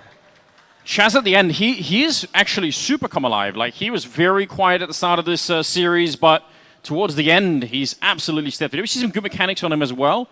I do like that. The B defense, they double push the dark position, anticipating an attack, and if you take away one arm of the attack, well, then obviously you're in a better position. So, yeah, quite proactive defense for the Moroccan side. They keep it going. There's lots to like. Heading in towards the second overtime as well. Now we've got to ask a couple of questions about both ways. Morocco, I think, for us, the only real thing that we're looking to plug in terms of their gameplay is just starting the halves quicker. That's always been their deficit so far, both in regulation, both halves start a little slow, but then tail end, they wake up. That's what we want to see from them. If they can get things going early doors, we'll be happy. It's a big frag to find early, just falling. He's been on some electric form. Him getting caught will set the tone. Nice early Wriggler. He had at times a little bit of a slower game, so that's an important one for him. Also just for the confidence. Tunisia, now on the C side, have a lot of space to work with. They can start pushing up in towards mid. And this smoke might work against Sacco a little bit. Now posted. Rightful going to try and get the information. Remind, he's dancing between the angles. He'll get caught. Back turn. Fenno will find him. An important way to level things up, but Fenno could be in trouble. Valles gets one. Does he expect the second is the big question. Sacco's actually back turned. He needs to be careful. He'll dip away. Yeah, he can stick around for one shot, but even that is too much. Fallas will take him down, and it's suddenly 2 versus 4. Nucleon and Kenshi. How do you do this? I think, one of them already going down. There was Nucleon trying to retake from that forward position, and Kenshi goes straight down. So Tunisia off to a good start once again. It seems like Morocco is just destined to try and fight their way back with the from behind all the time. Tunisia, I mean, they've already had a bunch of chances to win the map outright. They've had all the map points so far. Looking good for them at the moment. I think in total they've had 5 map points and been able to close, unable to close them out. And this has happened quite a lot, actually. We see a lot of teams who get towards map point, and it's at that point they just slightly get a little bit too comfortable or a little bit too lackadaisical in terms of some of their defaults and their peaks, and it costs them. For now, 16 to 15. It's also where a lot of frustration can build if you're Tunisia, if you end up not winning the map. It's something you're like, oh man, we had so many chances to do it. We never really made it work, and now, you know, what now? Like, we're playing a second map and everyone is a little bit deflated. Yeah. Can't really afford that. Same default here for Tunisia that have been playing a lot on the T side. They drop the bomb back towards T spawn, and most of the time they seem to go to the A bomb side. They just favor the grenades over there. The timing here, it's Potay actually to start with. Takes down one player and a headshot on the Kenshi. My god, he's so efficient all of a sudden. Yeah, he's really looking good. Another big kill as well. The All-Pro Sacco fallen. Of course, Kenshi getting caught as well, really going to help. Minute to work with pop flash in. Fight from Nucleon's good. Wriggler will get caught and he doubles back towards Plat. Give him a bit of space to work with. They could be pretty chunky here too. Remind going to eat a lot of it and breaks open the smoke. Remind gets caught. Nucleon got other ideas. He's still not done in this round. Back Plat doing God's work. He might even be able to fight a little bit more. Resmoke keeps him a little bit more covered on towards this front jail position, but they're going to get a bomb plant in here. Potai's going to plant in the open. Janon's going to try and hold. Nucleon again, one more, looking for a second up close, but it's Potai and Falles who combine. At no scope on sight, Tunisia finds 17. And this is big. They're starting to get to a really strong point where they can close out this half quite well. If they go 3 for 3 in OT number 2 first half, that's surely got to be them closing it. Yeah, you want to see them keep this momentum up. Nucleon, a nice attempt at a defense there. I mean, it could have worked out. The grenade could have been better, but it's not quite enough here. 17 to 15, and heading into the last round of the first half of the second overtime. And it's even costing them some on the cash side, right? Yes, 3 MP9s, 1 from us, 1 M4A4 there on Nucleon, and that's all they have to work with here. Yeah, you don't, these days we don't have unlimited money. Do you remember the 16K OTs? They were carnage. You get 3 AWPs out every round, it was whatever. So these days, not to be. However, Nucleon again for a first. Sacco and Nucleon going to combine for more, as both of them 2 kills apiece shut down. This push on towards the site, leaving Potai all alone. He's put in a 1v5 to close out first OT. Now put in a 1v5 again to try and keep them afloat in this half. Not going to go flawless, and it's a brilliant way for Morocco to just keep their name in the hat. Yeah, I mean, that was kind of an out-of-spawn call. You can tell that, like they've been doing that default every other time where they kind of stretch out the start of the round. This time, they group outside of the B-bomb site, and they just want to shock and awe. Like, they want to flash their way through, overpower the defense, but Morocco were more than ready, so nice hold. Very important, I think, for them to get that round in. They need more of that on the second half. I don't think it's going to be necessarily easy, but Tunisia, again, 2 rounds away from winning this one. First to 19. Alrighty. Yeah, like you said, 19, the magic number we're looking for. And so far, neither side really in a super, at least in our mind in terms of momentum. This absolutely can swing either way. That's been the story of this map so far. Oh, yeah. Also, credit to them, for Morocco winning out a round and that sort of a bye shows they still have the capabilities. It's not really about something as direct as firepower. They've been making rounds out of minimal amounts of firepower themselves. It's all about the game plan, and so far that's been the big sort of battle. It's battle of the minds between these two. Sako making a move. Aggro. Pop shot, doesn't quite connect, gives way to position. Both drop a smoke. The real big thing is here, if Tunisia can kind of fight their own nature in how aggressive they've been in giving over kills to Morocco. It's one thing to try and get a kill early on, but once you've got it, you have to be able to steal your mind a little bit more. Wriggler in a position here. If they don't get pop flashed in, we'll see if it's going to be possible. Sako is kind of moving up with the AWP on the other side, so might be able to get the shot off. Oh, it's not a bad kill to begin with. Kenshi takes down one and leaves Potay, and he's going to get overwhelmed as well. This is looking like a surefire bomb plant here. Yeah, surely. Smoke going to come down as well. In towards Connector, going to make things super difficult. Remind will find an important kill to maybe kickstart this retake, but Bomb should be rotating over, should go down safely in just a moment. And now we're going to look about what this CT have got to work with. That will help. Bomb gets caught on the rotation. Fallas will find a really important one on towards Nucleon. The plant comes through regardless. Yeah. 3-on-3. There is a flank as well for Remind. We'll see if anyone's going to be ready for it. The other 2 players on the Tunisian side need to make a move first. Kenshi, you could tell he's got his lineup right here. He's ready for it. Oh, he just looks away. Fallas gets one. Remind on the other end. That's a sick retake. You could see Kenshi's crosshair is just pulled as Remind is peeking that one. It's a good timing for Tunisia. The other side of the attack starts, and it's enough to distract those T players. So huge round coming in. Tunisia again on map point. Yeah, that's a massive one. And they were in this position in OT number 1. They were in this position in regulation. Both times let things slip. If this narrative's to continue, when Morocco have their backs up against the wall, that's when they do their best work. When all the cards are out on the table. So let's see. Not going to completely count them out. This is a T-sided map as well, inherently. Definitely got to give them maybe a little bit of a chance still in this.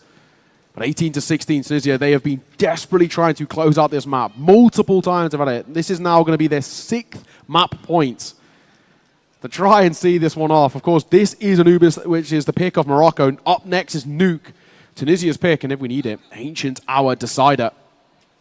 Who knows? If Tunisia take this, Nuke was very good for them in the qualifiers. It's been a really strong part of their map pool.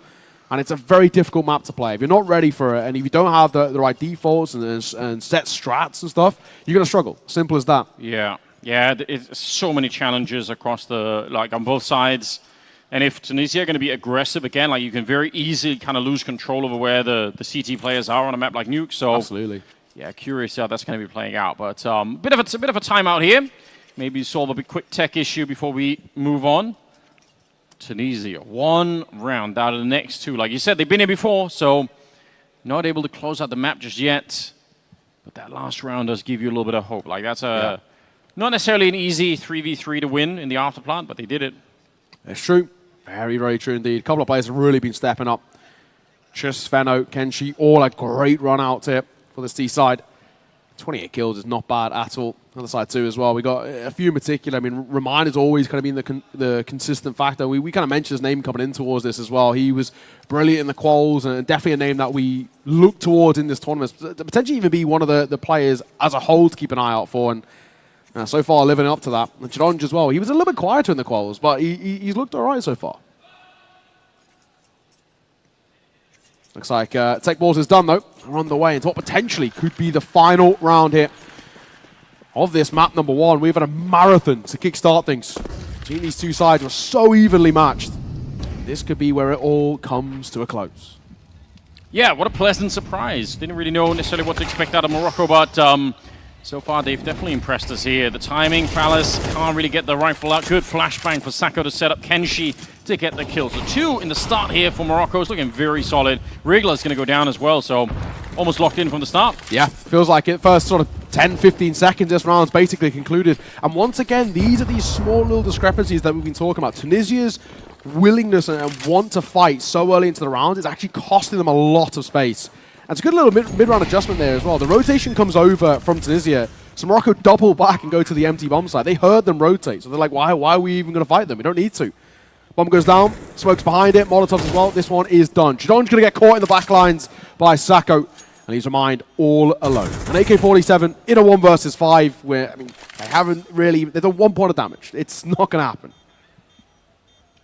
I love the timing for Sacco to throw that flashbang for his teammate to get the second kill. That's kind of intuitive play. That's just very nice to see. They're going to lose no players in this round. Sacco gets a quad kill. That's pretty sick. Well done. Yeah, normally the primary AWPer as well, but looks very clean with the rifle. And having that versatility obviously is very important. We see it happen all the time. AWPers who come in and they're just a little weak when it comes towards the AWPs, but they're very, a little weak when it comes towards the rifles, but they're very good obviously in the AWP. But it is, a big hole in their game. And obviously not the case here. 18-17. And now once again, another map point for Tunisia where they're unable to close it out and potentially another overtime on the cards. It's really becoming a bit of a meme for Tunisia at the moment. Like that. That's, again, like, it's got to be frustrating, right? Every time you give it up, you have to say, okay, like, let's try one more time. Yeah. Whereas Morocco, I think they kind of keep saying, like, well, okay, like, they can't get rid of us. We just need, like, 1 lucky break, and we're good to go. Like, we'll overtake them, right? So I think Morocco are going to have the momentum every time we go into another round of OT, whereas Tunisia are going to be left with this feeling of, like, come on, like, just 1 round to close it out. That's all we need. Yeah. Oh, look at this push from Remind. He's so far behind them. They can still win this round, Morocco, but they're in a lot more trouble than they realized at the moment. Fallas getting the opening kill as well does not make it any easier. Good Molotov in the back here. Remind, he's going to shoot one of them in the back, but at least they know that he's there now. So 3-on-3, and it is still winnable for Morocco, no question. Yeah, a lot of damage dealt both ways. Kenshi half HP. Fado finds an important kill. This could keep Morocco afloat. Numbers advantage now on the post spawn, and Wriggler's low. This makes this retake very difficult. Wriggler's going for the big flank as well. Chidonge holding as well. So they're taking their sweet time with this. Obviously, got a kit to work with, but only on Wriggler. If he falls in the backline, Chidonge's got a 10-second defuses. That's going to be awkward. First fight for him. Spots out up close. Just trying to fight till he will. Chidonge's going to get caught. And down goes Wriggler. We go once again. OT number 3. And Morocco just unable to fall every single time. Map point for Tunisia. Morocco come alive.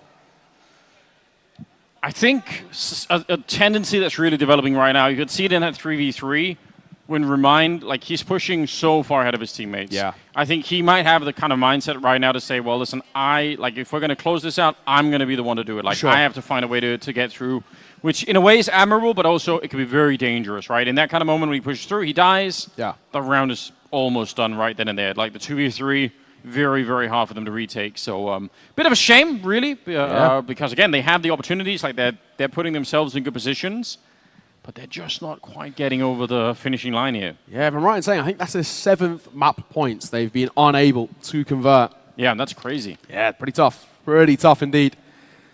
And now we have to look about coming into OT number 3. Magic number of 22 we're looking for in this one. And, my God, this game, like we said, bit of legs behind it, but it's also really good to see because we were unsure if any team could really keep up. Maybe the South Africans we're definitely going to keep an eye out for, but we weren't really too sure if Tunisia were going to come in and similar to the qualifiers, actually just make life look pretty easy for them. They didn't drop very many rounds.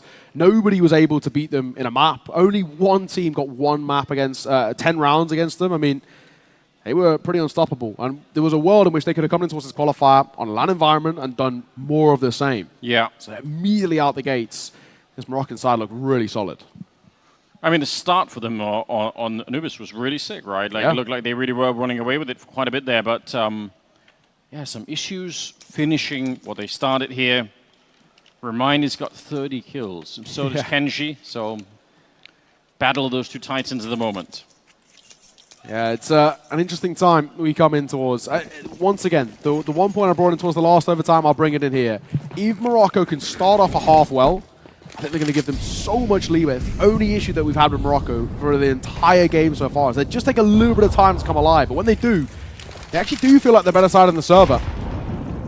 Well, look at Kenji. He is lighting a fire under himself, setting that one up, but Wriggler nearly with a double return. That would have been really sick for the spray down. There's Remind again. He's walking up right behind them, but there is a smoke up so they can get the bomb planted. He's right there as the bomb is getting planted. He pushes through straight into Chasta, takes him down.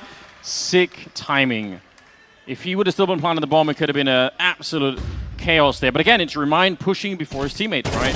Yeah. The rest of his team is not ready for anything. Yeah, they were so isolated. And that's the issue. Like, even if he gets one kill there, he's still going to get traded, and it's still going to be the same conclusion that we get to. He needs to just slow things down just a tad. Obviously, mechanically, he's been incredible, but it's more about the macro sense things rather than the micro of him on an individual basis. Potype just going to try and keep this AWP alive, but he might have to fight for it at the end here. He plucked one out of the sky. Nice final towards Feno. Flash going to come down too as Nuclear wants to get in towards the action. He might just catch him. No scope from Potype just to keep this AWP in play. Good for the economy as well. You can't continue reinvesting in towards AWPs every single round if you are losing them.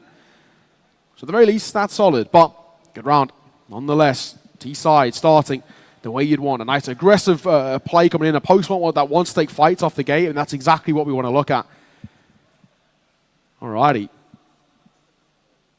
You can see as well, you know, it's starting to get a little bit of noise coming through from Morocco. They're understanding the situation they're in, and they've already fixed the one issue I had. If they can start a half well, I'm happy. They've done that. This might be what's needed for them to maybe even flip the script. We could be talking about Morocco maybe taking the map.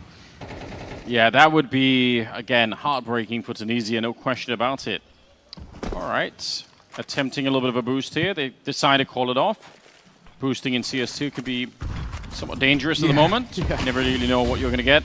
Remind to start off with. It's Kenji that goes down. They're trying to push right through the smoke, but the defense is just overwhelming on the B side here. So kind of a similar experience that Tunisia had when they were on the T side at the end of the second overtime, but they're going to give it right back. Yeah, only real small issue there was basically they go through the smokes, which is generally actually not the worst thing in the world. It's actually just the two flashes they throw are actually the more shallow flashes. They don't do deep sight. So the guys who are playing back plat and back over towards pillar, they don't actually get affected at all. So they're more than happy to fight. So unfortunate for them. And spacing was a little bit off. They were just getting isolated coming through those smokes. So a very, very simple response coming through from Tunisia. Final round of this first half of OT number 3. 19 all. He's surely dead. Oh, he's got some teammates with him. He nearly gets the follow-up shot. How sick would that have been? But yeah, he was very, very committed to that one. Now they're in the middle. They've got a one-man advantage here. Morocco, everything is looking quite good.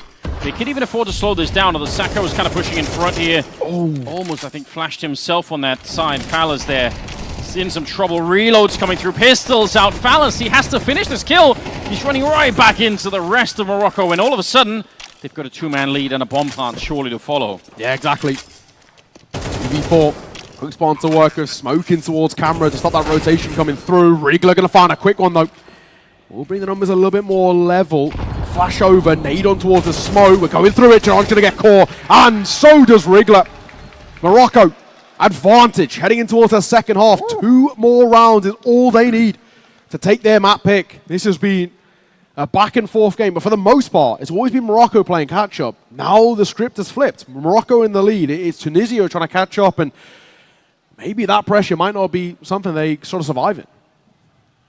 Yeah, different kind of feel all of a sudden. I'm really sure. Is that the first time that they have the lead now? Yeah. It must be, right? I think so, yeah, because they were behind the whole time to get it. Yeah, so it's the first time that Morocco are actually in the lead into the third overtime. I can't really believe it. Tunisia, what have you got for us? Need to come alive, need to figure something out here on the T side, otherwise this could be a crushing defeat on the first map. It could be very, very hard to deal with mentally. Almost sometimes worse to play this close for such a long time and then not make it than to just kind of lose the map and say, all right, we got close, but you know, we couldn't like just have it over and over again. Like you said, 6 or 7 rounds so far that they could have won the map on, and you can't really put it together. Yeah, I always say it's so much better for the mental if you just get completely obliterated into a map, just lose like 13-3. You can just sort of forget about it and say, you know, whatever, we couldn't get into it. If you make it close, especially if Tunisia are to lose this, they're at 7 map points and they've been unable to close them. And they could get a little awkward here. It's just up close, Shadonj will trade, but he does get overlooked into his back pillar there. Fenno also going to fall. 2 versus 3, a missed shot with the AWP as Potai could be in trouble, but quick trades are good. 1v2, Sacco called upon once again, and they know exactly where he is. But he's going to go for a bit of a rotate. Yeah, or at least, I think, trying to pretend like it for a second there. You want to see some discipline here on the Tunisian side. You really don't want to see them overfight. Like, as soon as they confirm that he's still coming from this position, wait it out. He does have a Molotov that could put Shadonj into a bit of a fight, so that could be interesting. But yeah, they know where he is. Molotov's going to be coming out, pushing out in front. Again, it's just about playing for time, and Remind is on the other side. So, well done. Remind pushing his way through the center of the map. These rounds are good for Tunisia, but it worries me that so much of the work is being done by Remind. Yeah. Like, if he dies pushing through the middle there, maybe the attack just is dead with him. It's very true. It's very true. A lot of it rests on his laurels, right? If he doesn't get successful, then it maybe does throw a little bit of a spanner in the works. Yeah. Just to a tad. And obviously, once again, the number we're looking for is 22 here. So if any of these sides want to take it, they've got to go flawless. And that's just not something that's really happened throughout these overtimes. They've always been back and forth. Yeah. So maybe the expectation that OT number 4 might be required here. Look at Remind again. He's playing very much solo. He's flashing himself in. He's pushing through the smoke, and he's going to get the kill on Chaz. That's what he's been doing. That's his whole mission right now, is to try and win this essentially on his own, which, again, is admirable, but also incredibly risky. Yeah. Now, the push coming out from Morocco here, it's going to be Nucleon pushing through. Fenno is alone over on this side. If he dies, it could be over, and Nucleon's actually going to fall back right into the waiting hands. Remind, he wants that shot back. He wants to win that fight. That's tough. Shadonj might get one gifted, though. Fenno going to get caught. Numbers advantage. Yeah, Bomb not committed. This is the awkward thing. But part of this could work out. They could sell a real ruse here over towards this site and take the bomb close. And they're going to do exactly that. It's risky, but it's actually going to work. Fight's coming through. They know where the last guy is. Sacco just fought, dropped Wriggler. The bomb is isolated, and now this gets a little bit awkward. They've got plenty of time to work with, but Potai's all alone. Sacco's half HP. He's actually coming back. That's so crazy. All right, he's going to get found by Potay. I was going to say, there's a world in which he just doesn't expect it, but fair play. Yeah, you're right for Tunisia. That actually works out. But again, the round starts with Remind just on a solo mission, right? Like, no one there to help him. It's just him. It's crazy, actually, if you think about it in a longer-term sense. If you look to kind of future maps and future series, if he has just a bit of an off game, their whole game plan is out the window, right? Because feels like it, yeah. All at the moment is relying off Remind, get an opening kill, relay the information, and react to it. Do you know, the person it actually reminds me of most is Stewie2K, right? This is what Stewie used to do for years.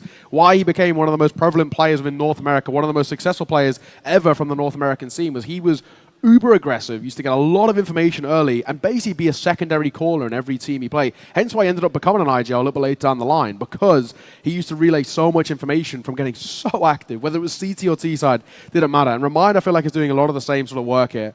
Get early information, take fights, and credit to him, his mechanics are bailing him out of some dodgy situations at times too. He's doing really well in terms of his just raw aim. Back underway. And of course, Tunisia. Once again, no surprises. Map points, but is it going to be the same story? They have failed 7 map points so far. Is this going to be the magic number 8? Or are they finally going to do it? You got to think, like, at some point, one of these chances is going to come through for them, but even if it's just like by accident. Yeah, like, just get one of these rounds. This is what they tried to do at the end of the second overtime. They just tried to overwhelm the B bomb site. They're going to try and do that again. Remind, starts out strong. That's the kill they were looking for. But actually, Morocco already trying to rotate on over. Nucleon in a bit of trouble here, but he does get the shot on the foul. It's not bad. Sacco goes down. One player left on the bomb side, and Nucleon is going to go down. So he does get a late kill with the HE, but still, 2 versus 3. Bomb getting planted here. Chaz, he's been playing very well. Nice shot on the Wriggler. Now it's all on Potay. Molotov's up. He's got this angle held with the AWP, but it's not enough. Tunisia can just never close this game. It's ridiculous, isn't it? They're getting loud as well, standing up, making it known. Morocco cannot fall every single time. And you can see the difference in terms of the mentality and also just the expressions on both of these sides. Tunisia, it's stress, it's pain. That's their 8th now map point that they've let slip. Ridiculous. Whereas Morocco, 8 times they've been on the back foot and clawed it back and kept alive in this game. Insane spot that we find ourselves in. And it's a bit counterintuitive, right? Because you would think if you had 8 chances to close it out and the other team has had none, you're like, we're kind of winning. It just takes a while, but it doesn't really work out that way. Like, it does feel like you're just all the time. It's not good enough. Like, you just need a little bit more. So for Tunisia, like, the fight continues here. Now 25 is the round that we're looking for to try and get it back in. What a wacky Molotov. I don't even know how that works. How did it even bounce up there? There's the one they were looking for. I think it just hit like just that slight ledge there. I didn't even know there was clipping there. But yeah, it's crazy. Must have caught something. Either way, 21 all.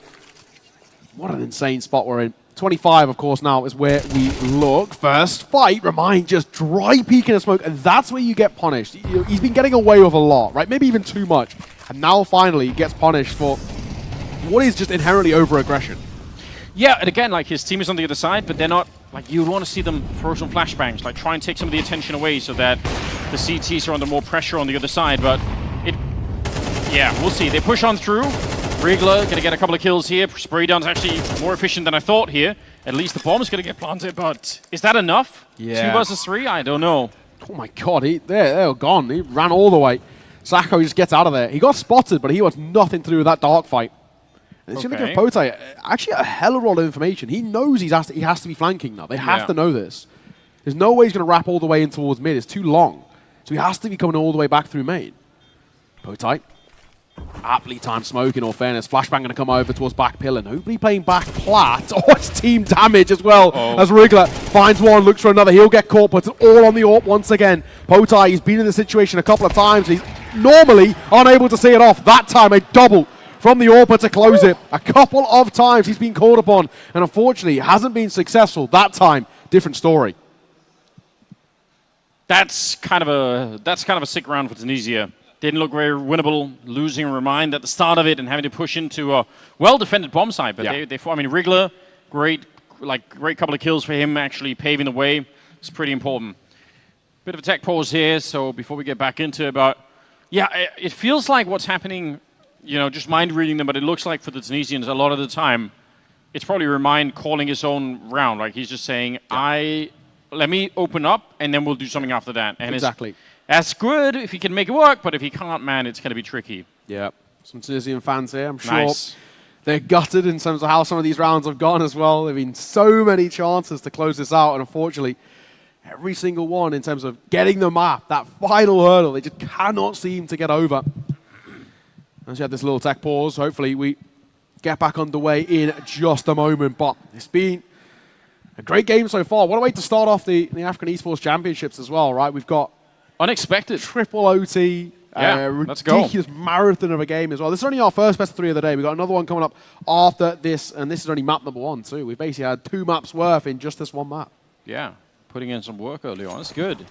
Getting everyone kind of warmed up for what is to come. 1 round separating these 2 teams. Tunisia, they need another 3 to make this one work. Play. We get a little proactive here, and actually, Morocco are going to find out there's nobody home. So that's pretty decent information into the game. They peek out, and they actually don't overextend either. They go looking, see nobody's here, and now 2 out of 3 are going to rotate back over towards mid to stop this fight. That's a very good little adjustment on the fly. And this is where Tunisia actually, they don't realize it, but they could be caught in a bit of an uncomfortable spot. Remind gets one, but gets caught immediately. Just will trade him. Same setup, right? Remind alone on a solo mission. To be fair, he did try to escape. He just got overwhelmed, but he had the right idea, I believe. Nice grenade combination onto Fenno.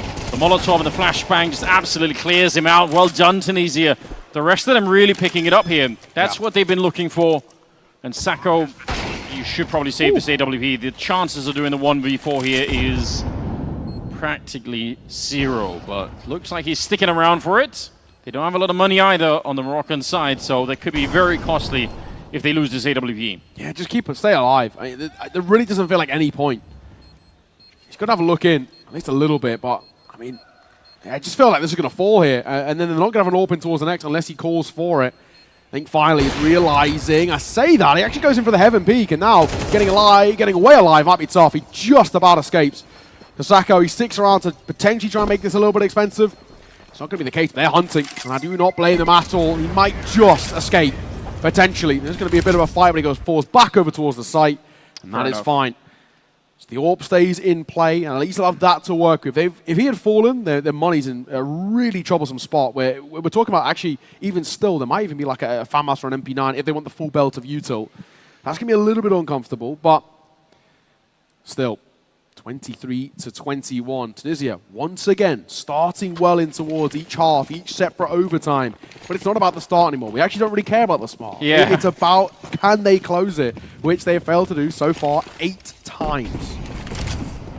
They really have those A protocols on lockdown, like the flashes and the HEs and everything else. My God, what a start. Remind, we're used to saying it now. Yeah. Dies on his own, but the good follow-up as well. Morocco looking to take a round finally here. They absolutely need to as well. And this one CT side round could be huge for them. If they want to extend it, I'm sure they do want to play quadruple overtime or something now. Why not? Yeah, ridiculous one that we're in. Feno. It'll be first contact. The player rotates just past them in towards heaven. They will pump the brakes here, going to slow things down. Back turned. Just needs to be careful. Flash over. That's a really good flash as well. Shidon gets an easy frag as Trust is just in no man's land. That's now going to give them the sight. 4 versus 3. Bomb plant. Still a pretty difficult post plant that they put themselves in, but potentially workable. Smoke in towards heaven. Smoke in towards camera. And a bit of coverage over towards main. And some team damage was getting information. A double spray down from Challenge. Yeah. And now this round has flipped. Feno, Sacco, Kenji all fall 1 by 1. And Nucleon left all alone in a 1 versus 3 to try and bail out Morocco from a dicey situation. And it looks like it's not going to be. Falaise will see it off. And a flawless half. The first flawless half we've seen in overtime comes for Tunisia. And now finally this could be them. They've got another 3 opportunities to close out this overtime. Surely, Anders. Surely they can't go 0-11 in map points. What a rough round to lose there for Morocco. Like, they had the start, they had it all lined up for them, but yeah, for Tunisia, I don't know how they get back in the round. That's sick. Yeah. Shidon coming up with a really, really good double spray down. Obviously, that was a big part of it, but yeah, 3 chances for Tunisia. Yeah. They only need 1. That's all they need. We'll see what they can do here on the CT side now. Yeah. Surely we can't be talking about OT5. You know what I mean? Why not? Yeah, I can't remember the last time I've done a 5 OT. I did a 4 OT a couple of weeks ago, and that was rare. Maybe, just maybe, might be a little bit too early in terms of our call here. Opening fire going to be found by Sacco, and he wants a bit more information off the back of it. Going to send Feno into a fight. And he might just have the angle here. Potide, does he expect him up close? Yuto in hand. Oh, his left shoulder spots, but he will get away alive. And he actually repeats in the fight, in the flames, in fact, as Chironge will level the playing field. Yeah, they lost Remind again early on here, but 4 versus 4. Wriggler, you have to win this fight, and it's not going to be possible. Kenji showing up. He's been very, very good with the mechanics. You could see the confidence on him to take that battle. Chidonge, he's good for that one. He does tag up Kenji, but won't quite get the kill. Nice timing for Falaise. Bomb being planted in so much safety here. 2 versus 2. This is it for Tunisia. Oh, Nucleon, that's a nice shot. And Bate, he's solo from early. He should have no business getting into this round. No Yuto. And all up on a retake. And barely alive, 1 foot in the grave would require heroics. This crossfire is immaculate. There's no gaps in it. And no way that that round was going to fall. They knew exactly where he was, how to play it.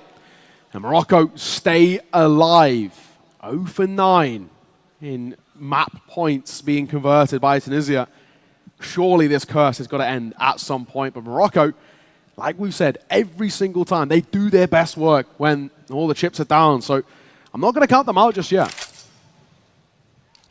I mean, they've proven time and time again that they really don't surrender easily. They're not going to give up without a fight here. So you have to keep pushing on the 2 like that. And maybe we could see another round of overtime. All right. We're getting there. Remind, oh, but that's a bit of a bad omen, isn't it, for Morocco? Remind activated his 38th and 39th kill in this series. He is doing everything he can to carry Tunisia over the line here. 5 versus 3 all of a sudden.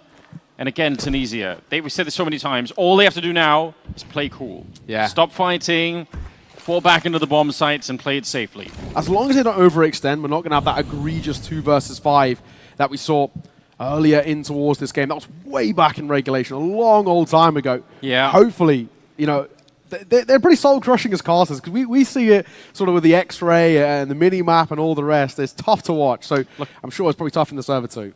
Look at Morocco. They were expecting aggression. Like, they've been waiting around for a good 15 seconds. They kind of know that that's actually very cool to see Morocco kind of playing into that. But Tunisia have also learned something. For once, they're very disciplined. They are not fighting. I love everything about this. This should be the winning formula every time. Exactly. Do not give them any way of getting into this. Oh, that might be one, though. Nucleon catches him in the flames. Remind, has the support of Falaise as well. Falaise gets one damage on towards the second. He's tapping away just above that smoke. Sacco, Nucleon both tagged down low as Nucleon now in the grave, and Sacco surely to join him. 1 versus 4 turned. Now, Tunisia closing out the map, their opponent's map pick in quad OT 25-22. Remind, what a performance from him. A couple of times where we questioned them, but you can't really take away from the kills he got. Yeah, I mean, he was instrumental in so many round wins. Sometimes maybe overextended, but overall, I mean, what a battle that was. Morocco, I think a lot stronger than we were expecting. Yes. Really showed up. I mean, they were very, very hard to get rid of, but Tunisia, they finally got the job done. Yeah, absolutely. Nuke is coming up next. It is the map pick of Tunisia, and you absolutely do not want to miss it. This one might have the potential of being, you know, a little bit of distance there as well. That was a pretty good game in itself, but the issue is Nuke is a very, very difficult map to play. Oh, yeah. It is requires a lot more tactics, a lot more technical. And if you lose control over the troops, I mean, you're going to have a rough time on Nuke. So it was picked by Tunisia. I'm expecting that they're going to be super ready for it, and you know, they can kind of walk away without being too soul-crushed here, even if it's a hard game to start with, to be honest. It was. Finally, in the 9th attempt, they were able to close out that map. They had so many. Regulation, it probably should have happened. OT 1, 2, and 3, and finally in the 4th overtime, they were able to do it. But I think with that being said, we're going to throw this one to a little break. We've got about a 10 to 15 minute break before we head in towards Nuke, so you do not want to miss it. Off the back of that banger over map number 1, you absolutely want to stick around for it. So sit tight, ladies and gents. We'll see you soon. And why? Like, it is kind of like a Dust 2 type of map where it's like there's not that many surprises. Everyone seems to kind of know how to play it. So, wow, here we go. I think we're into the game. So it's going to be Morocco as expected, starting on the CT side. Tunisia on the T side of Nuke. Second map coming up of the day. Alrighty, I'm looking forward to this. For Morocco on the CT side, they've got to get things started sooner rather than later. First fight going to be taken into a single door. Just a little bit of presence being shown here. They're diving out of heart as they're trying to get these early fights, and no surprises, let's remind, for the first and the second as well. Riga goes 1 for 1 with Sacco, but this is pretty good control. Nabe Banks could do a chunk of damage, and it does. USP for 1, looking for 2. Nucleon going nuclear as he finds a double of his own, puts into a 1 versus 1. That's huge. The timing could not really have been any better for him there. Pushing up just as they were planting the bomb, making it essentially a 1 versus 1 fight for him. And he couldn't get the Glock out in time after the bomb plant. So now, no kit here for Sacco, unfortunately. So he's going to have to find Chadonge somehow. He's walked back out through squeak door. So right now, it's definitely favoring the Tunisian side here. Bomb's planted away in the open. He's got plenty of time running in there. Chadonge spots him. He's no longer actually defusing the bomb. So that little move is all he needed. That's pretty much the round 1 here. Ooh. Gets the headshot, but without a kit, it's not going to make a difference. So strong start for Tunisia. Yeah, I mean, that's the perfect way to play it. You just don't need to fight, right? 10-second defuse. It's even these days as well. We've seen a lot of the CT sides actually prefer utility over a kit. And I think that's just the smart way to play it, right? Don't give them the fight. Don't allow him to tap on towards the bomb and then isolate you. And Chadonge plays that perfectly. Jump peeks over the box, sees he's not on it, and sees all he has to do is buy some time. Just play sort of ring around the rosies there with the CT, and it works perfectly. So that's all they needed.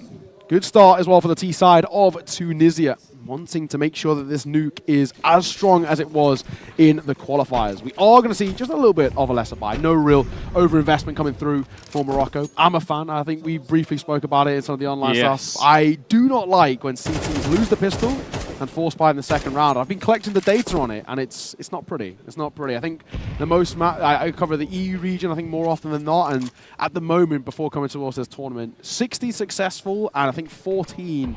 60 failed, 14 successful of CT force buys. It's not amazing. Yeah, statistically, it's not great. Remind is doing amazing, though. He'll get a double to open things up. I wonder if that's a good or a bad thing. Like, if they get him too fired up again, he might just kind of go off on a solo mission. But so far, so good. That's you know, good cleanup here.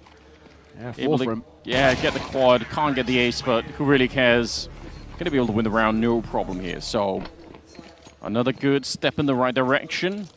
See what Morocco is going to be able to bring with the rifles into the round. Yeah, I mean, I think the more interesting kind of meta right now, I feel like, is when people try to figure out, is there a way that we can get just like one FAMAS or one MP9 in an odd round where nobody's expecting, like the odd gun in, like, it can cost you a little bit, but sometimes you have like a lot of success with it. I think it's fun to see people try and really squeeze the economy like that. Yeah, I mean, these days as well, you know, we have sort of seen it where the hero buys on just one person have actually become very popular, way more popular than Go, right? I feel like it, we would see a hero AK every now and again, and it would be like such a big deal, like, oh, they've got a hero AK, this is like a really big play. But these days, it's actually becoming a little bit more of the normality. Yeah. And I get behind it. I think there is an inherent plus for it. However, round number 3, the bonus buy out. Oh, Tunisia reminds us a lot of information. You can see him relaying it over as well. 2 players spotted, one in towards top part and the other just on towards the top-hand side of sight. Up close, Nucleon. As this smoke starts to fade, there's a couple of bodies around that corner. Look at oh, he actually flanked all the way to heaven, Remind, but he does get taken down. And again, the rest of the team are just waiting for him. Yeah. So he goes first every time, it feels like. And now the rest have to kind of make up for it. It's a little bit awkward, but they're going to find the kill on the Kenshi. So maybe not that awkward after all. Wriggler here. Yeah, and for Morocco, they feel like they have to do something. They have to move to try and make up for the fact that there's such a deficit. Wriggler with a nice shot, and Feno is on his own. The bomb is going to get planted down below at the B-bomb site. And it's just Feno here. If you could do anything to save a gun, I mean, that probably would be the best case scenario. It's just a Galil, but still, winning the round, I don't think it's possible. Yeah, exactly. I mean, do we actually even give this a go? I really don't think so. Money is not in a really stable state. Keeping this Galil alive is actually going to be a small win, but even that, he might have to fight for it. Does actually upgrade to an M4 as well. At the very least, better than nothing, and making sure he gets the right skin too. I can get behind that. But yeah, for now, it's all about keeping this M4 alive, and it should be. They're going to X out the other way. So an M4 save it's a small silver lining. Very, very small silver lining. It's better than nothing.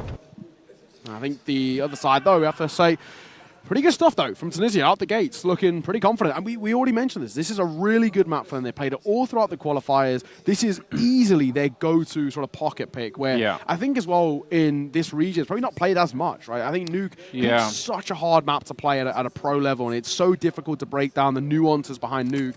A lot of teams actually more, lean into maps like Anubis or Ancient or Mirage, which have a little bit more inherently kind of that sort of T-side, slightly puggier feel to them. Yeah. And in doing so, it means if you can master the likes of a Nuke or the likes of a Vertigo, which you don't really see as much these days, it does actually make you really strong. Something Complexity have been doing recently, they've been trying to make Vertigo a real part of their pool and using it as a real spanner in the works and vetoes, and it has been working for them. Yeah, I think it's worth it to have that kind of a weird pocket pick that maybe the opponents aren't quite ready for.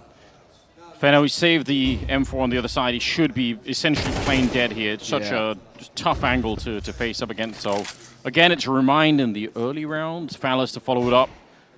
Takes down Nucleon. So everything right now is working out very, very well for the T side. I mean, I'll say that, but a couple of great headshots coming through. It should still be well within their control here for Tunisia. Yeah.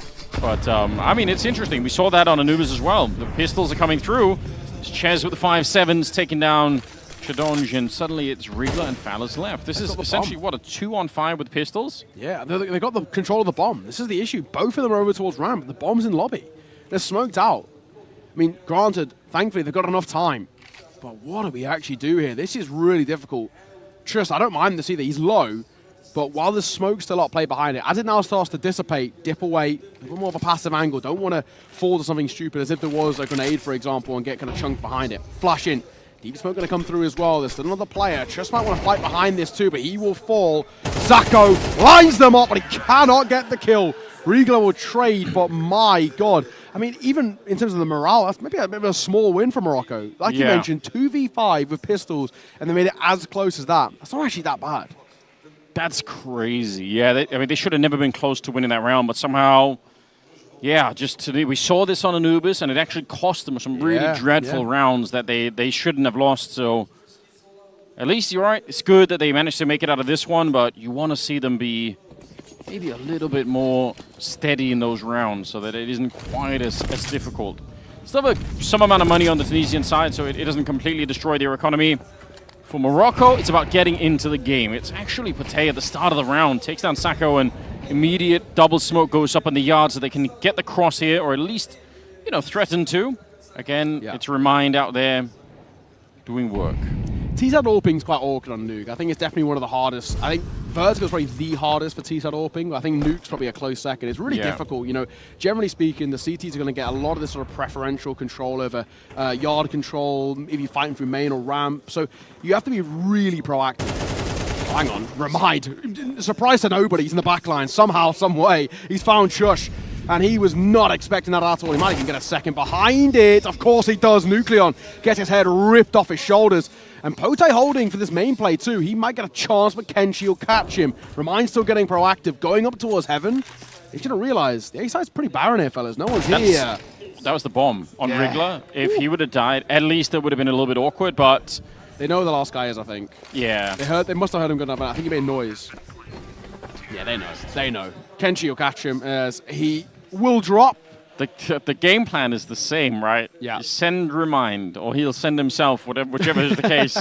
But he's just going to go look for the opening. And again, when it works, these rounds are sick, right? Yeah. The problem is what if he doesn't? Right? Yes. What if something goes wrong? If he falls, right, I think it changes the narrative a lot, right? The issue is we've basically barely seen a point so far where Reminder's got like super active, got him behind and fallen without getting either information or a kill. Like he's never been killed from behind, so he has no idea. Like at least more often than not, he either gets one and gets traded, fair enough, which even isn't terrible, or on the other side, which is what we've seen actually more commonly, where he gets one, stays alive, then gains more information off the back of it. The thing we're waiting for, which would be really interesting, is actually what happens when Remind dies and he doesn't see who kills them, where they killed them, or how many of them was there. And that will change things. Then Tunisia are actually flying blind. A lot of the information comes off the back of him. So I sort of want to see what... He'll get a double. Maybe. I mean, it's still a 1v5 to 1v3. So it still feels pretty unlikely, but keeping an AK alive and a low buy round is not the worst thing in the world. It does a half armor to maybe make him a little less fleshy. But yeah, the point I was going to talk about, I think, you know, it's a brittle plan, right?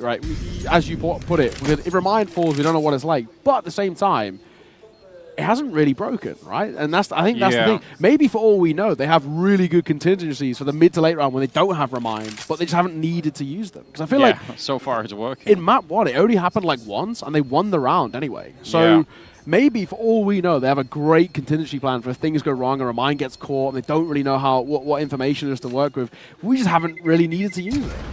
I think the thing that really surprises me is there's so many of these scenarios where you would think at least, even if the rest of the team are all one group, like they could flash to draw the attention away. So like it feels like a lot of the times it's not even just that Remind is flanking on his own, is that he's also the one initiating it. Yeah. Like, surely you would just want that to be somebody else on the other side. But again, following the plan quite well. 6-0 in favor of Tunisia here on the T side of Nuke. Second map. It's all working out very well for them. I can't really complain too much, to be honest. We need somebody from the Moroccan side to step up here and start to win some rounds for them. Otherwise, they are going to be in a lot of trouble. Generally, I have a rule of thumb when I cast Nuke, and I say if you get 5 rounds on your T side, you've done enough. And the fact that they've already superseded that really does maybe sell some bad tones here. Bit of an awkward spot. Like you said, Morocco, they absolutely need somebody to step up, and so far it's been a relatively quiet performance, more or less across the board. Sacco's leading the charge at 6, made that now 7, but even still, they've had these opening kills before and they haven't been able to close them out, so maybe now is the time for change. Yeah, it's well played. Gives them something to work with.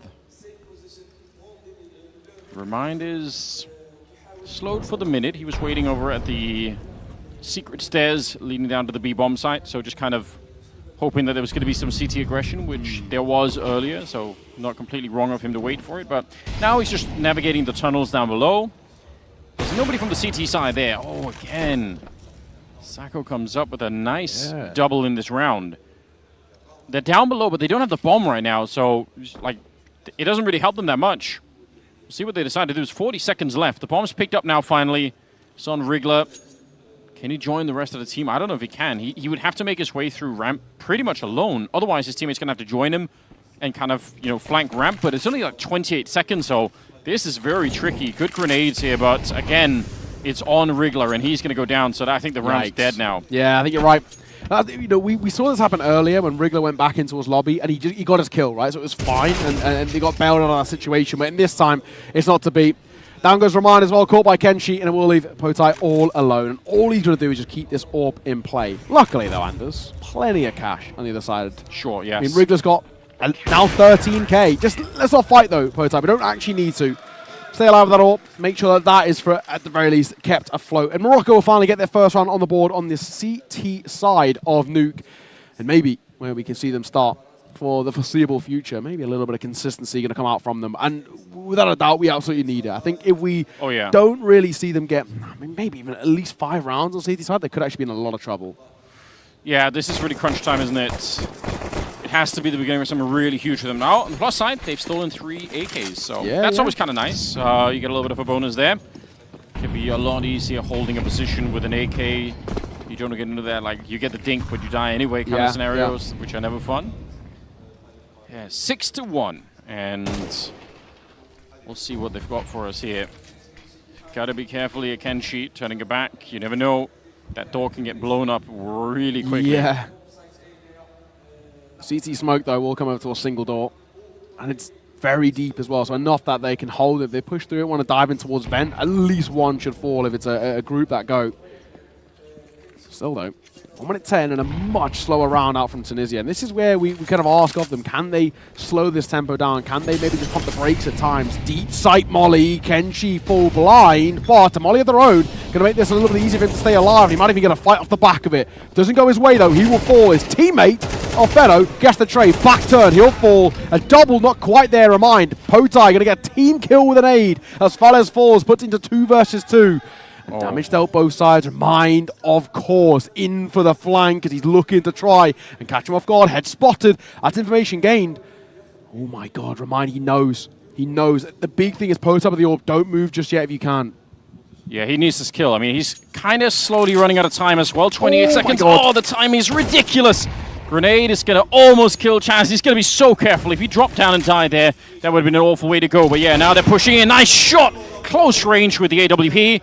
And now it's a 1 versus 2, and he's going to be found. But Tay with the AWP just closing out the round. Tunisia, they let go a single round, and then they're right back to winning again. Yeah, I mean, honestly, absolutely bailed out there. No 2 ways about it. If Patai doesn't go insane, they lose that. They needed him. They got a hero. I mean, Remind, he was taking a sweet time trying to find that heaven kill, and the worst thing possibly happens. He then says, okay, cool, you know, I'm going to... They're not peeking me. They must have dropped them towards site or moved on towards Mustang, for example. Something like that. So I'm going to start to make a move. Pulls out his knife to go a little bit quicker. And at the exact time, he gets dinked. And, I mean, that's nearly cost him his life. And maybe even the round as well. But Patai, great work from him. Yeah. It will be another round for Tunisia. 7-1 is pretty damn miraculous. It has to be said. They are looking very, very good. Slight tech issue here. So...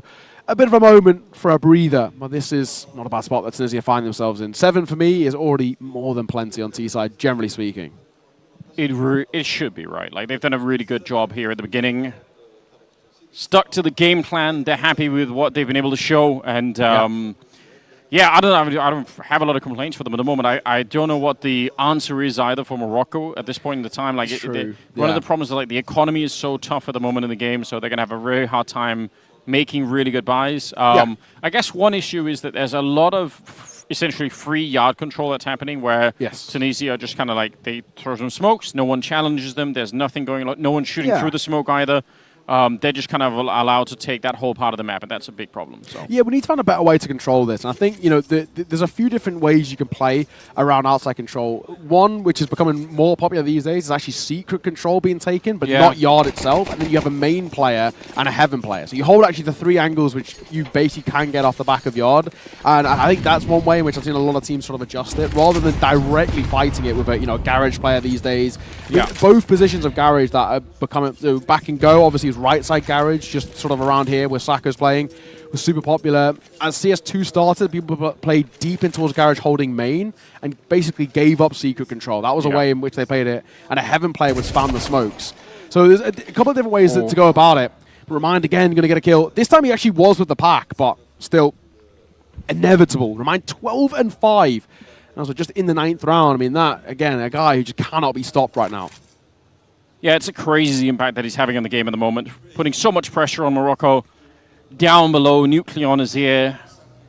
There's nobody else nearby. Sacco maybe could rotate in with the AWP, but he's very likely going to get smoked and grenaded off if they actually go for it. They've got so many nades on the T side that the ramp position here, I'm assuming it's going to get grenaded in 10 different ways. So there we go. And Wriggler coming up with a bit of a double in the middle of all of that chaos. Down below, Nucleon. Nice double. Actually, that's a bit funky. Now the bomb is down. 40 seconds. Suddenly it's a 2 versus 3. Oh, this is going to be a chaotic round. Bit of a recovery mission needed. And he's still in a really strong spot. He's getting the support come through from ramp. This could be on. 2 versus 3, as you mentioned. Door going to be open. Wriggler going to spam. He's hoping to try and do something with it. This flank from Remind could be everything. Spots him. Thankfully gets the kill. 1,000 down to 1. Nucleon back sight. Puts it into a 1 versus 1. Time is ticking. 15 seconds. But Remind, as always, steps up to the plate and a home run for the King as he keeps this side alive time and time again, bailing Tunisia out of some dicey spots. And my God, what a player. He has been inevitable throughout this game. Yeah, that's a crazy way to set up the round, right? They had it pretty much on lockdown to begin with. No problems, but they lose the bomb in the wrong position, and then they have to retake it. That was probably closer than it needed to be. But Remind as ever is just the ace up the sleeve here for Tunisia. Yes. Jesus, 14-5. He's playing so well. He's been incredible. Absolutely absurd. Like 170 almost ADR. Sacco out here. Speaking of which, we might have cursed him a little bit. And finally, we get a chance to see what is the plan now for Tunisia. Now this is the really interesting point. So that's where Remind gets killed. He does basically no damage, which is really notable. And we have to look at what Tunisia looked like in the mid to late round. This happened once in the previous round, just once. Remind falls with minimal impact and minimal information, and nobody's there to react off it. So they're playing from a 4 versus 5, and this is the big one for me. I want to see what they can do here. It will change things up. I also wonder as well for Morocco, surely they must have at this point realized that Remind does things on his own. So wherever Remind is, the rest of the team aren't. Right? Yeah. I think they've surely got to realize this. Either way, one time the AWP going to find Sacco. That's a big trade coming through. That's a lot of information gained down towards this lower site. And so far, Tunisia have had a pretty good success down towards B. Yeah, they haven't. They might again. There's really only one player that's kind of in the area. Yeah. I wouldn't even say defending the bomb site, but just kind of on the ramp there. So I don't know if they really go for it now. They probably should be able to push through and get the bomb planted. That needs to be a kill there for Fallas, but out-dueled somehow by the MP9. We'll see if they get past the AWP here. They're going to make their way out onto the bomb site. And 5 or 3 versus 4, but the bomb is getting planted at the very least. It's Kenshi with the defuse kit in his back pocket, so got to keep an eye on him to see if he can get it close enough to the site here. I don't think this round is done yet here for Morocco. They need a little bit more work to get back into this one. Oh, nice find. Nucleon will get one. Potite with the AWP. For a fight, take to tag. He might be in a bit of trouble. Down he falls, all down. 2-1. Wriggler, he's bailed him out before, but this one surely asks a little bit too much. Nade won't actually do enough for the kill. And he looks for another frag, and he won't be able to do it. Nice attempt. 2 kills to his name. Puts it into a 1 versus 2. But unfortunately, just not quite enough in that sense. Morocco stay afloat. It's already a good enough half, in our opinion, from Tunisia. 8 rounds is brilliant on T side. But if Morocco can get up towards 4, get a pistol rounds, the conversion of the back of it, that's 8-6. 1 gun round is the separation between what is an 8-6 and an 8-8. And at that point, that's where the conversation arises. But a lot of things have got to go right before then. We need 2 rounds consecutive from Morocco at the tail end here. And then we need the pistol to go their way, which at times can be a bit of a coin flip. And all the rest off the back of it. First gun round, 2. So a lot has to go right. And they'll be going on to the much harder T side as well to make matters worse. Oh, here we go. Pretty fast towards the A-bomb site. Could see not even ready for it there. Fenno's going to go straight down. Fallas with another kill. And a good headshot onto Sacco. Grenades to follow it. They can't really climb up the stairs there. Oh, actually, they will anyway. That's chaos. Nucleon goes down. Kenshi in a 1 versus 3. But you know what? Some of them are very low on health. Grenade here is going to blow up one of them. Bate instantly dead. So this is actually somehow winnable. Remind, I think, going to play it for the late round. He wants to go up to the high ground. Just needs a couple of more seconds. And that should really be a round-winning position up here, even if Wriggler goes down. Yeah, he's low. Needs to be a little careful. As long as they're not overfight here, we should be fine. But Remind will spot him, picks up the AWP as well. Beautiful work. The flank, as always, from Remind finds some success. So nice work. And a 9th put up on the board from Tunisia. And this is the Tunisia we saw in the qualifiers, who were so good, so consistent. This map was great from them, all the rest. This is the sort of Tunisia that we expected. Obviously, we were really surprised by how well Morocco played. We had no real indication about what they're like. A couple of the players, I caught some of their demos. Kenshi, I caught a demo from him and Feno. So I've seen sort of individually what these guys have done. But you don't really know, right, when it's on a big stage in a LAN environment. Right? Absolutely, playing in an arena that we're in a pretty cool one. It is, it's one of those, you never know how people are going to react. Nucleum for the first with the MP9. Getting proactive here in the final round of the half. They don't have the greatest of firepower in terms of the buy, but it's workable. Yeah, they've done more with less in the past, so maybe they can figure out a way to get there. 9-2, that's still...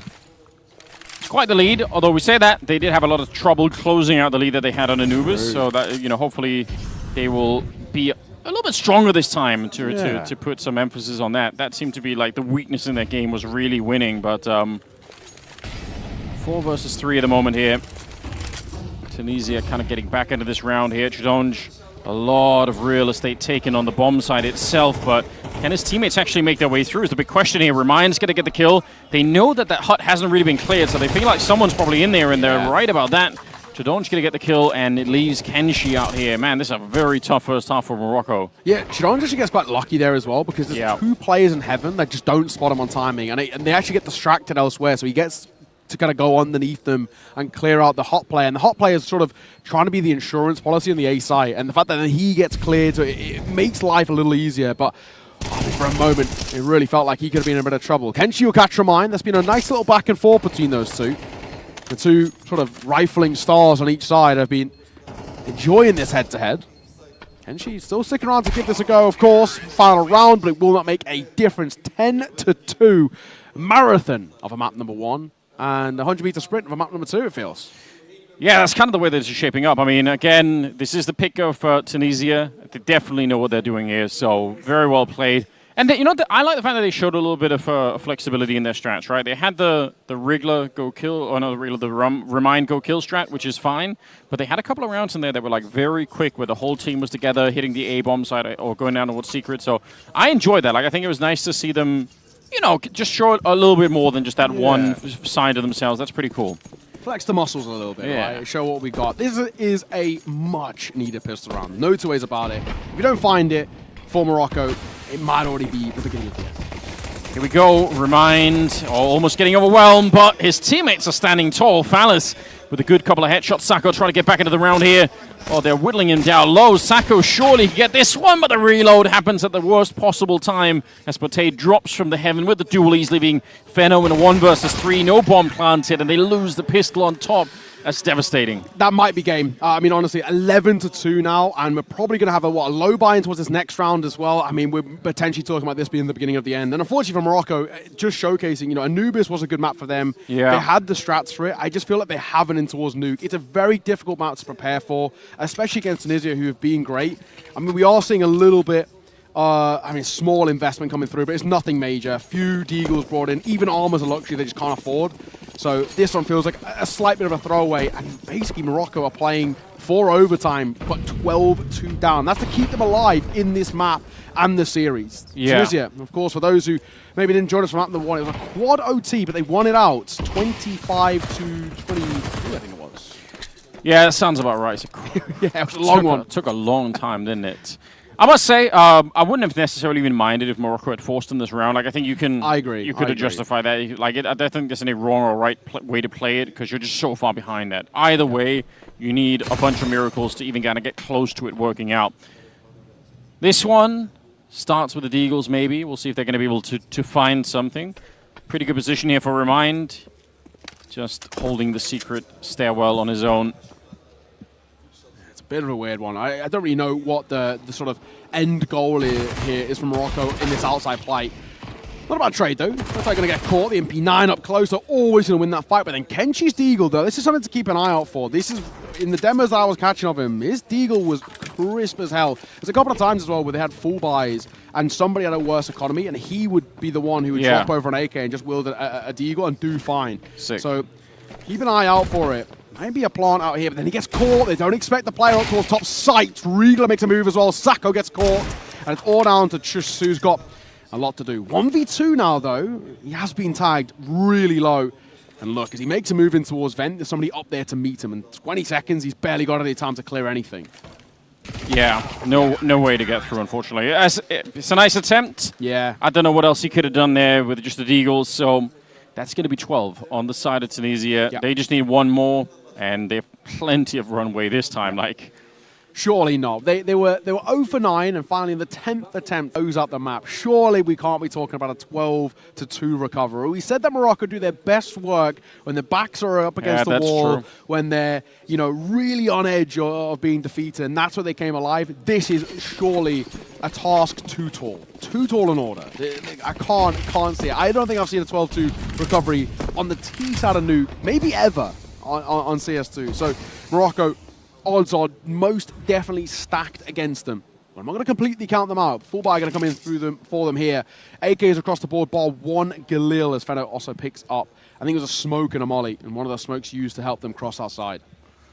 yeah, that's a good sacrifice. You need to be able to get down there. And you know what? So far, so good. This is pretty classic Nuke stuff. They've left one player in the lobby who can stop rotations, who can come in and help lurk at the end of the round. So I think this is pretty much on tracks right now. There's a very good chance they're going to be able to get the bomb plant down here in Morocco, assuming that they can get past Pate, who's down there with the EWP. But you know what? He seems to be... He's holding. Yeah, he's holding that position. I wonder how far out he is. Okay, not that far out, so close to getting that kill for free. Going to try and... Oh, no. That's not how that smoke was meant to go at all. He will get the shot, though. Nice from him. Remind going to find one of his own as well as Feno caught in the back lines. Remind now going to really draw attention away from the site because they know he likes a flank. But he's already got the one guy who was holding for said flank. Bomb struggling to go down. Potai gets one more, but Kenshi for a double makes this maybe a possibility. A lot of damage taken towards him, but a 2 versus 3 might be possible. Yeah, good backstab for Kenshi. He did make a lot of noise, but I don't think they heard it, and that could be one of those stage experiences where there's like so much going on that you're just not really paying attention there. Bomb planted inside of the smoke, but Ches can't get out. It's all on Kenshi trying to go for the ace clutch to keep his team alive. It's not going to be doable. Tunisia, they will end up winning this best of 3. Hard fought on the first one, but the second one, they were on map pick. They look very solid on it.